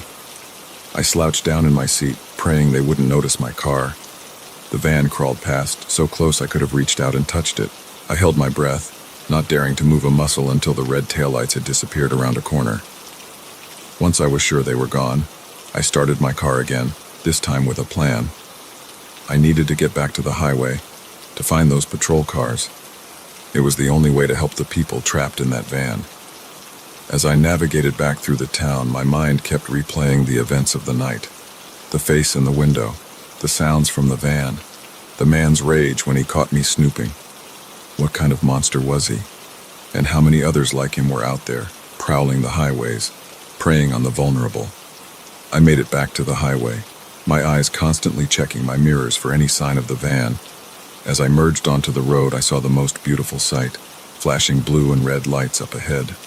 The patrol cars had found me. I pulled over, waving frantically at the officers as they approached. The story spilled out of me in a rush, all the details I could remember about the van, the man, the sounds I'd heard. The officers took my statement, their faces grim. They told me I'd done the right thing by calling it in, that they'd put out an APB on the van. But as I sat there, watching more patrol cars speed past, lights flashing, I couldn't shake the feeling that it was too late. That van could be anywhere by now. As dawn broke, casting a pale light over the highway, I couldn't help but think about the people in the van. Were they still alive? Would they be found? And how many other vans were out there, hiding dark secrets behind their tinted windows. I never made it to my sister's wedding. Somehow, after what I'd been through, it didn't seem important anymore. Instead, I found myself telling my story to anyone who would listen. The police, the FBI, the media. I wanted the world to know what was happening on our highways, in our rest stops, right under our noses. Some nights I still wake up in a cold sweat. The image of those desperate eyes peering out from the van's window burned into my memory. And every time I see a van on the road, I can't help but wonder, who's inside? And are they crying out for help that will never come?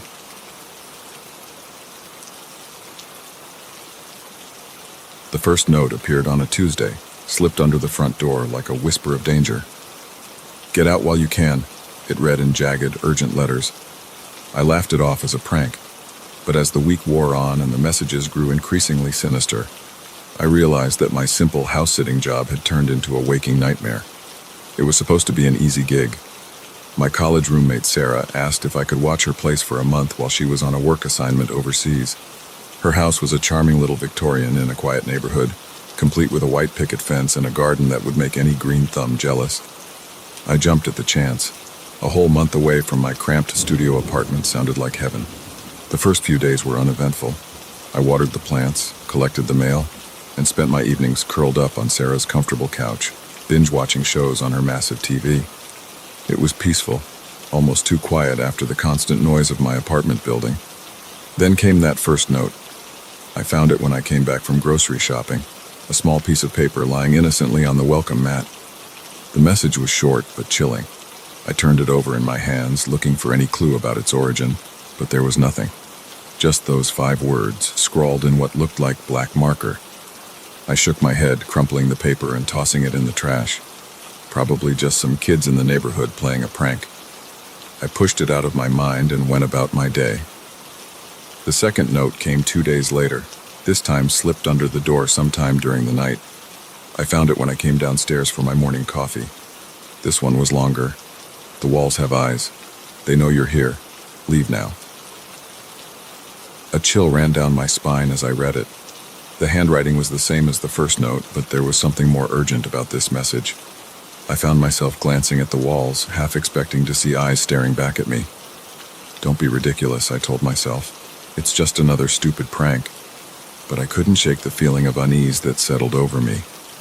I started double-checking the locks before bed, drawing the curtains tight against the night. The third note appeared the very next day, stuck to the bathroom mirror when I got out of the shower.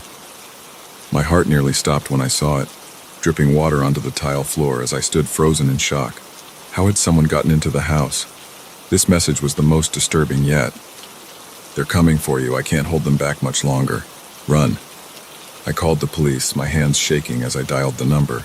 They came and took a report, but there were no signs of forced entry, no fingerprints on the notes. They suggested it might be kids in the neighborhood and promised to increase patrols in the area. I called Sarah next, wondering if she had any enemies, anyone who might want to scare her or me out of the house.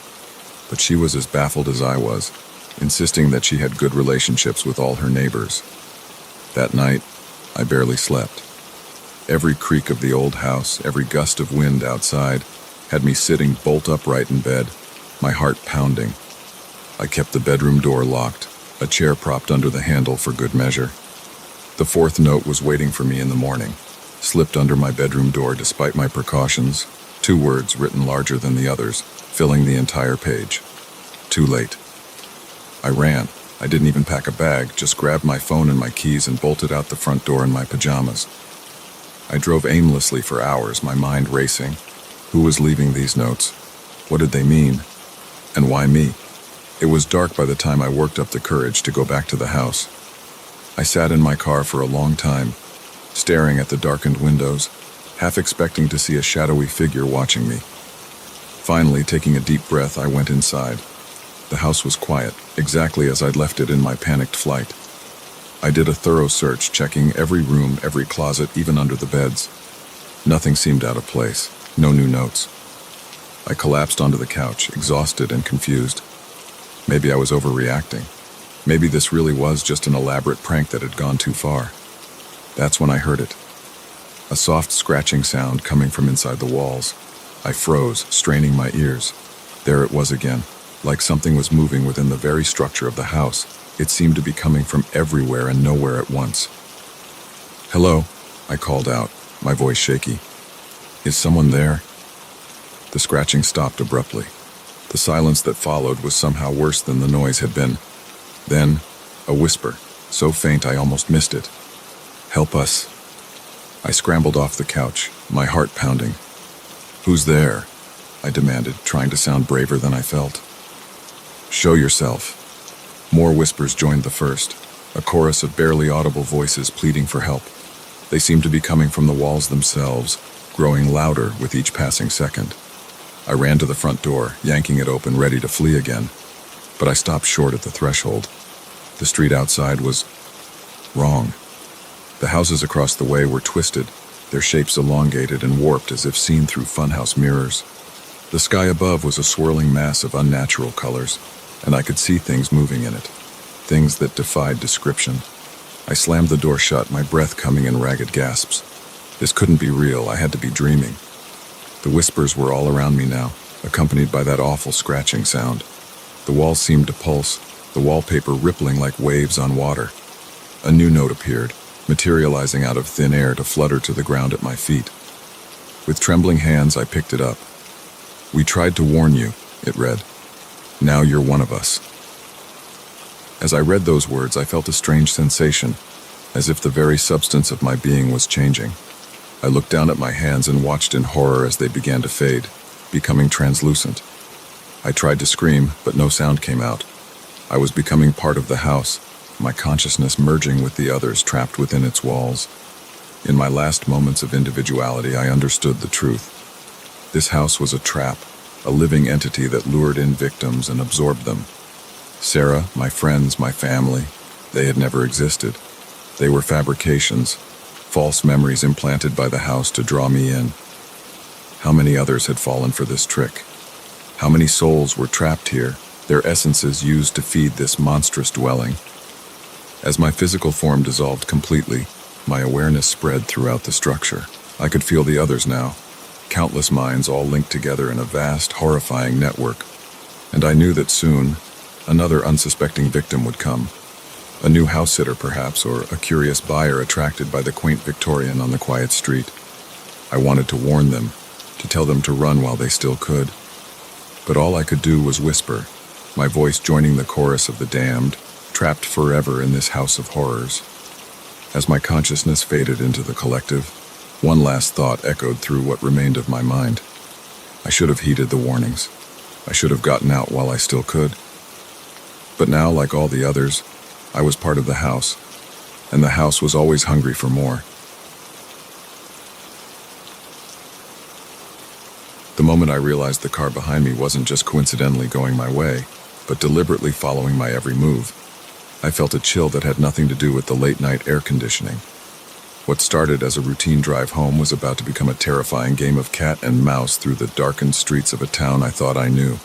It had been a long day at work, one of those shifts that seemed to stretch on forever. By the time I clocked out, it was well past midnight.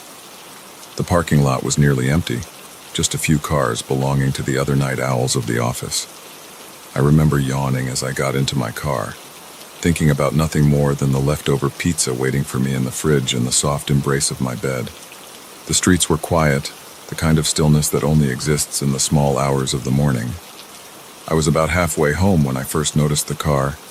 It was a dark sedan, nondescript in every way. I couldn't make out the driver, just a silhouette behind tinted windows. At first, I didn't think much of it. After all, there were only so many routes through town at this hour. But as I made turn after turn, the car stayed with me. Always 3 or 4 lengths back, never getting closer, but never falling behind either. A tendril of unease began to curl in my stomach. I decided to test my suspicion. Instead of taking my usual left towards home, I made a right. The car followed. I took another random turn. Again, it was right behind me. My heart started to race. This couldn't be a coincidence. Someone was following me, but why? My mind raced through possibilities. A robbery, some kind of sick game, or something even worse. I tried to stay calm, to think rationally, Maybe if I just drove to a well-lit public place, they'd give up and leave. I turned towards the 24-hour supermarket on Main Street. As I pulled into the parking lot, I glanced in my rearview mirror. The car had stopped at the entrance, idling. I could see the driver now, a man in a dark hoodie, his face obscured by the shadows. I parked near the front of the store, under the bright lights. My hands were shaking as I cut the engine. I sat there for a moment, trying to steady my breathing. When I looked up, my blood ran cold. The car was gone. For a split second, I felt relief. Maybe I had imagined the whole thing.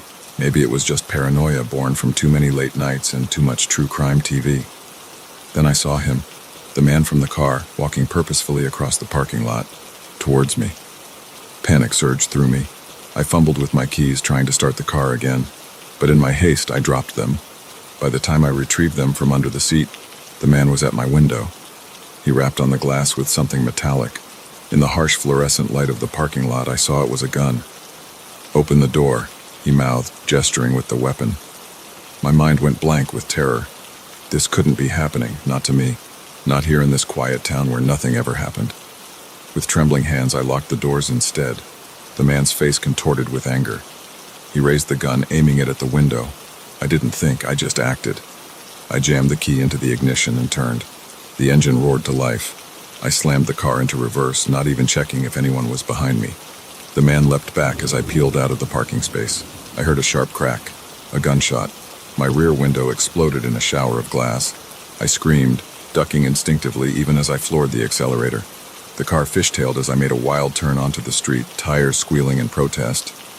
In my rearview mirror, I saw the man running back to his car. I had a head start, but his car was newer, faster.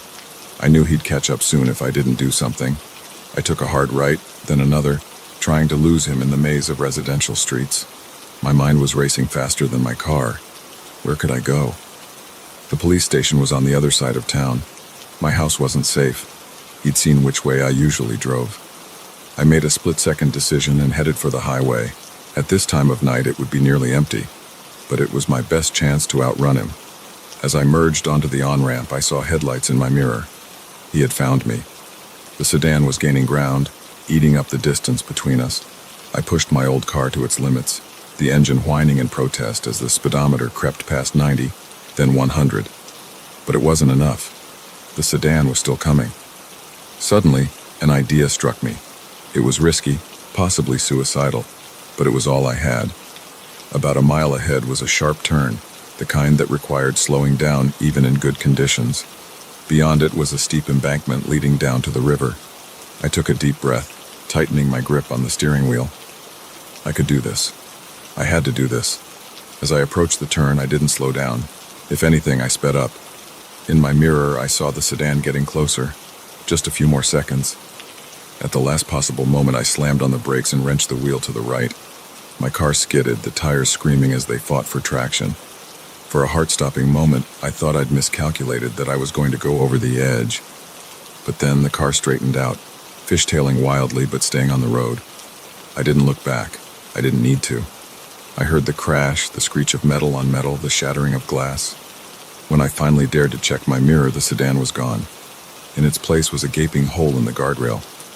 My hands were shaking so badly I could barely keep the wheel straight, but I didn't stop. I couldn't stop. I drove and drove, putting as much distance between me and that turn as possible. It wasn't until I saw the "Welcome to Pennsylvania" sign that I finally pulled over. I was miles from home, running on fumes and coming down from the biggest adrenaline rush of my life. As the sun began to rise, painting the sky in shades of pink and gold, I sat on the hood of my car and tried to process what had happened. Who was that man? Why had he targeted me? And had I just killed him? I knew I should call the police, report what had happened. But a part of me was afraid. Afraid they wouldn't believe me. Afraid that somehow I'd end up being the one in trouble. So I did the only thing I could think of. I drove to the nearest diner, ordered a coffee, and started planning. I couldn't go home. Not yet. Maybe not ever. Whoever that man was, he might have friends, and they might come looking for me. As I sat there, watching the early morning crowd trickle in, I realized my life had changed irrevocably. I was no longer just another office worker in a small town. I was a survivor, a fugitive, a killer. I didn't have answers, but I knew one thing for certain. I could never let my guard down again. Because out there on some dark and lonely road, there might be another car, another pursuer, another fight for survival, and next time I might not be so lucky. With hands that still trembled slightly, I pulled out a map. It was time to disappear, time to become someone new, someone who had never been chased down a midnight highway by a stranger with a gun. As I plotted my new course, I couldn't help but glance over my shoulder, checking the parking lot for any cars that didn't belong. Old habits die hard, I suppose, and some lessons once learned are impossible to forget. The waitress came by to refill my coffee. "Long night?" she asked, eyeing my disheveled appearance. I managed a weak smile. "You have no idea." The moment I saw the empty sleeping bag where Jake should have been, I knew our camping trip had taken a terrifying turn. The early morning mist hung heavy in the air, obscuring the edges of our campsite, but there was no mistaking the fact that one of us was missing. And as I stood there, heart pounding, I couldn't shake the feeling that the strange lights we'd seen in the sky last night had something to do with it. It was supposed to be a fun adventure, just 4 friends looking for a thrill in the wilderness. We'd heard the stories about this area, of course. Whispered tales of UFO sightings, mysterious lights in the sky, and campers who swore they'd lost time. But we didn't really believe it. Or at least I didn't. It was all just part of the excitement, wasn't it? Now, as I stared at Jake's abandoned sleeping bag, I wasn't so sure anymore. "Guys, wake up," I hissed, nudging Sarah and Mike awake. "Jake's gone." Sarah bolted upright, her eyes wide with panic. "What do you mean, gone?" Mike was slower to wake, grumbling as he unzipped his sleeping bag. "He probably just went to take a leak, chill out." But as we called out for Jake, our voices echoing through the misty forest, an eerie silence was our only answer. No birds chirping, no rustling of leaves, just an oppressive, unnatural quiet that sent shivers down my spine. We searched the immediate area around our campsite, but there was no sign of Jake. No footprints leading away, no discarded clothing, nothing. It was as if he'd simply vanished into thin air. "This isn't funny, Jake," Sarah shouted, her voice cracking with fear. "Come out now." But deep down, we all knew this wasn't some elaborate prank. Something was very, very wrong. As the sun climbed higher in the sky, burning away the morning mist, we expanded our search. We combed through the surrounding forest, calling Jake's name until our voices were hoarse. But with each passing hour, our hope dwindled. It was mid-afternoon when things started to get weird. I was pushing through a dense patch of underbrush when suddenly, the world seemed to flicker. For a split second, everything around me changed. The trees were taller, older. The ground was covered in a strange, iridescent moss. And the sky was a deep, unnatural purple. I blinked and everything was back to normal. But the image was seared into my mind, leaving me dizzy and disoriented. Did you guys see that?" I asked, my voice shaking. Sarah and Mike looked at me, confusion etched on their faces. "See what?" Mike asked. I tried to explain, but the words sounded crazy even to my own ears. They exchanged worried glances, clearly thinking I was losing it, but I knew what I'd seen, and I had a sinking feeling that it was somehow connected to Jake's disappearance. As the day wore on, similar incidents began to plague all of us. Sarah swore she saw strange symbols carved into tree trunks, only for them to vanish when she looked again. Mike kept hearing whispers in a language he couldn't understand, always just on the edge of his hearing. And me? I kept experiencing those flashes, those moments where reality seemed to shift. Each time the alternate world I glimpsed became clearer, more vivid, and each time I felt a pull, as if something was trying to draw me in. Night fell, and we were no closer to finding Jake. Exhausted and terrified, we made our way back to the campsite. None of us wanted to admit it, but we were lost. The forest around us seemed different, unfamiliar. Had we wandered farther than we thought, or was something else at play? We huddled around the campfire, jumping at every snapping twig and rustling leaf. The sky above was clear, the stars impossibly bright. But as we watched, the stars began to move. Slowly at first, then faster, swirling in impossible patterns. "This can't be happening," Sarah whispered, clutching my arm so tight it hurt. "What's going on?" Before I could answer, a blinding light flooded our campsite. It was so bright, so all-encompassing that for a moment I thought I'd gone blind. I could hear Sarah and Mike screaming, but their voices sounded distant, muffled. And then, as suddenly as it had appeared, the light was gone. But we weren't in our campsite anymore. We were somewhere else.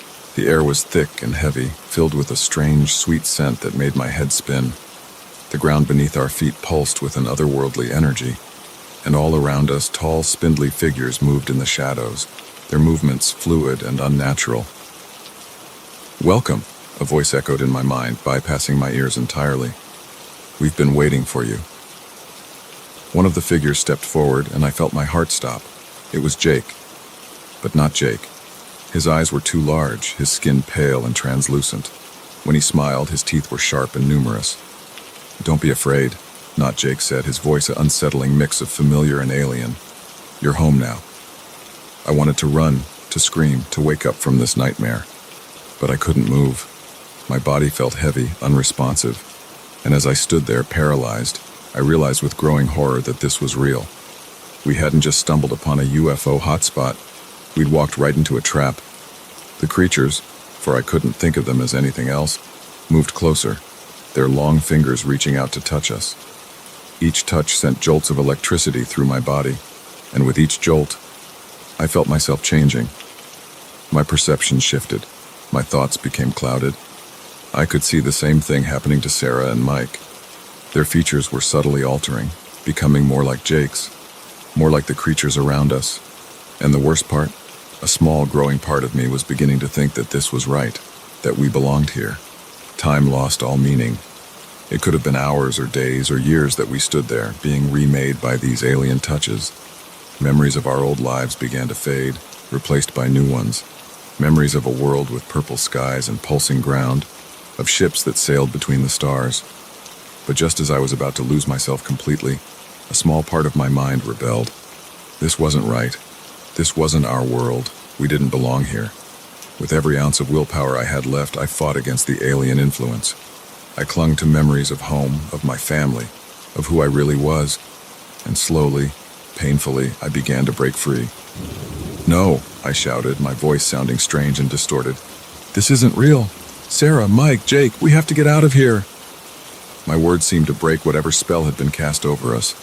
Sarah and Mike's eyes cleared, confusion and fear replacing the placid acceptance that had been there moments before. Even Jake seemed to falter, a flicker of recognition passing over his alien features.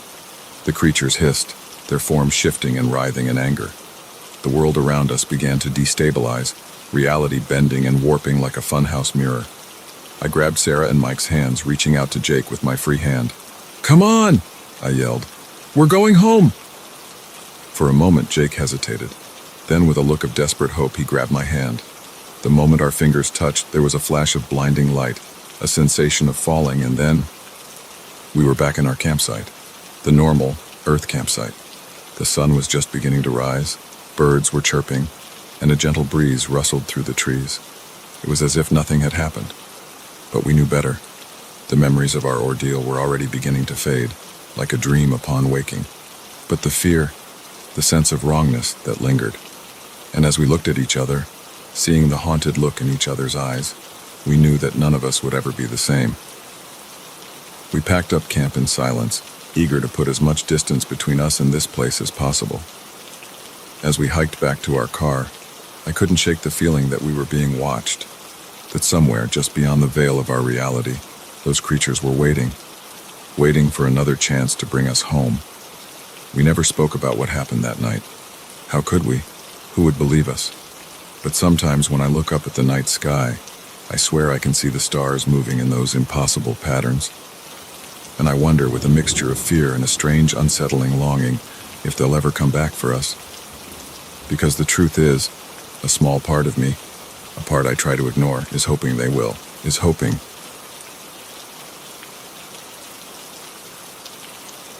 The moment I saw the doll's eyes move, I knew I had inherited more than just an antique dollhouse. A chill ran down my spine as I watched the tiny porcelain figure turn its head, its glass eyes fixing on me with an unsettling intensity. In that instant, I realized the stories my grandmother had told me weren't just fairy tales, they were warnings. I'd always been fascinated by the ornate Victorian dollhouse that sat in my grandmother's attic. As a child, I'd spend hours playing with it, imagining the lives of the little dolls that inhabited its miniature rooms. Grandma would watch me with a mix of affection and concern, often muttering about how the house had a mind of its own. When she passed away last month, I was surprised to find that she'd left the dollhouse to me in her will. Along with it came a cryptic note. "Be careful, Emily. Some toys aren't meant to be played with." I'd laughed it off at the time, chalking it up to my grandmother's flair for the dramatic. But now, as I stood in my living room watching a doll move on its own, that warning didn't seem so silly anymore. The dollhouse had seen better days.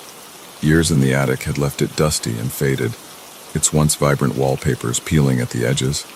I'd decided to restore it, both as a way to honor my grandmother's memory and to distract myself from the grief of losing her. For weeks, I'd worked on it every evening after coming home from my job at the local library. I'd carefully replaced torn wallpaper, fixed tiny pieces of broken furniture, and even made new curtains for the windows. It was painstaking work, but I found it oddly soothing. Until tonight. I'd been putting the finishing touches on the parlor when I noticed one of the dolls. A lady in a blue dress was out of place. I could have sworn I'd left her in the bedroom upstairs. Shrugging it off, I reached in to move her back. That's when she turned and looked at me. I stumbled backward, knocking over my chair in my haste to get away from the dollhouse. My heart was pounding so hard I could feel it in my throat. This couldn't be happening. Dolls didn't move. They didn't look at you with eyes that seemed far too alive. And yet, as I watched from across the room, the lady in the blue dress stood up. She actually walked, across the tiny parlor to the window. There she raised one miniature hand and beckoned to me.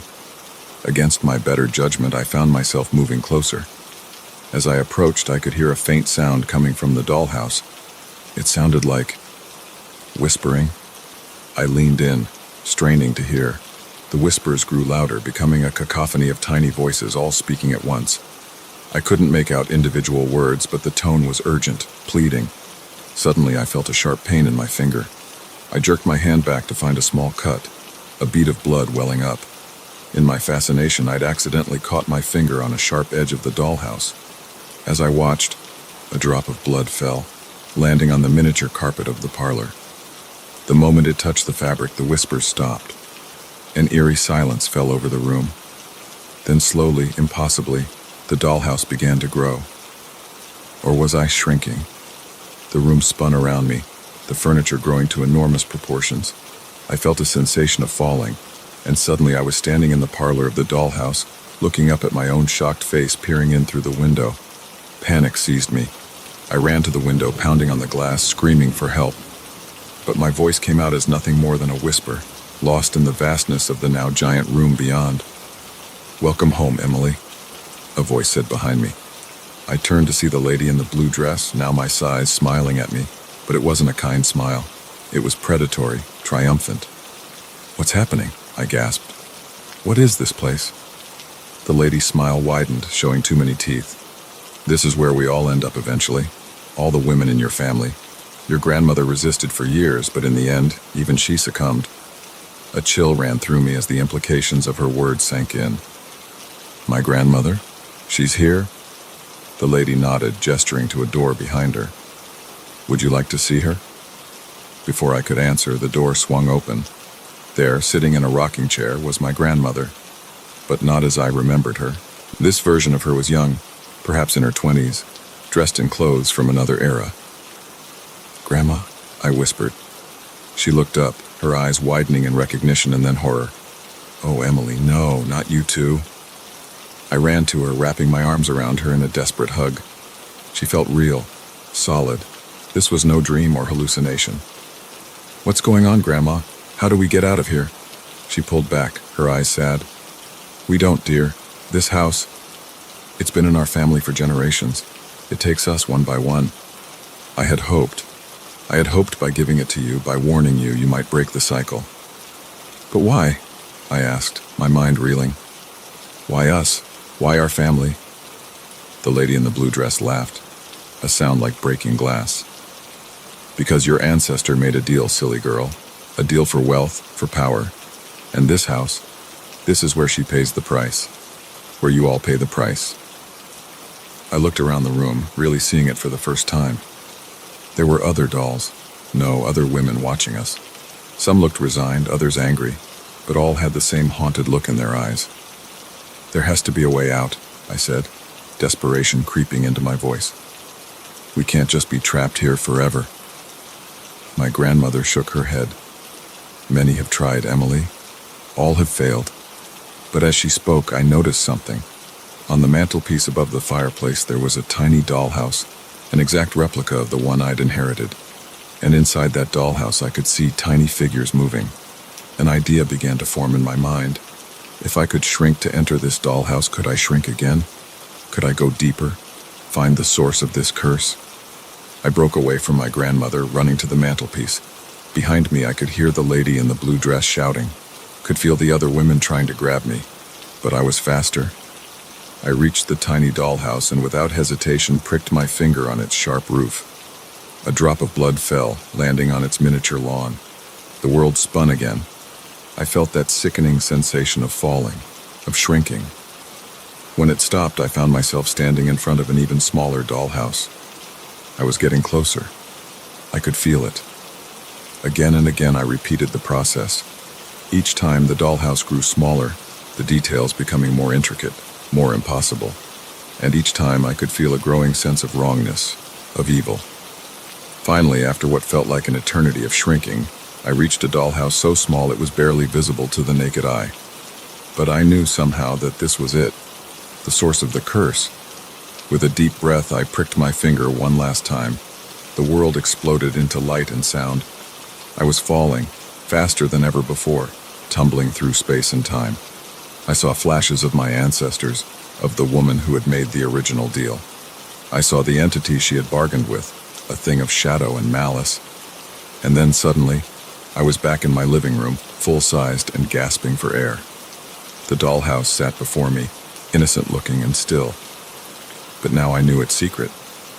With shaking hands, I reached for my phone and dialed the number my grandmother had left me, the one I was only supposed to use in emergencies. A gruff voice answered on the first ring. Emily, is it time it? I swallowed hard, my eyes never leaving the dollhouse. Yes, I said. It's time. Bring the sage, the salt, and the iron. We're ending this tonight. As I hung up, I could have sworn I heard a tiny scream of rage coming from the dollhouse, but I wasn't afraid anymore. I knew the truth now, and knowledge was power. Tonight I would free my family from this curse, and tomorrow I would burn every dollhouse I could find. Because now I knew, some toys really aren't meant to be played with, and some inheritances are better left unclaimed.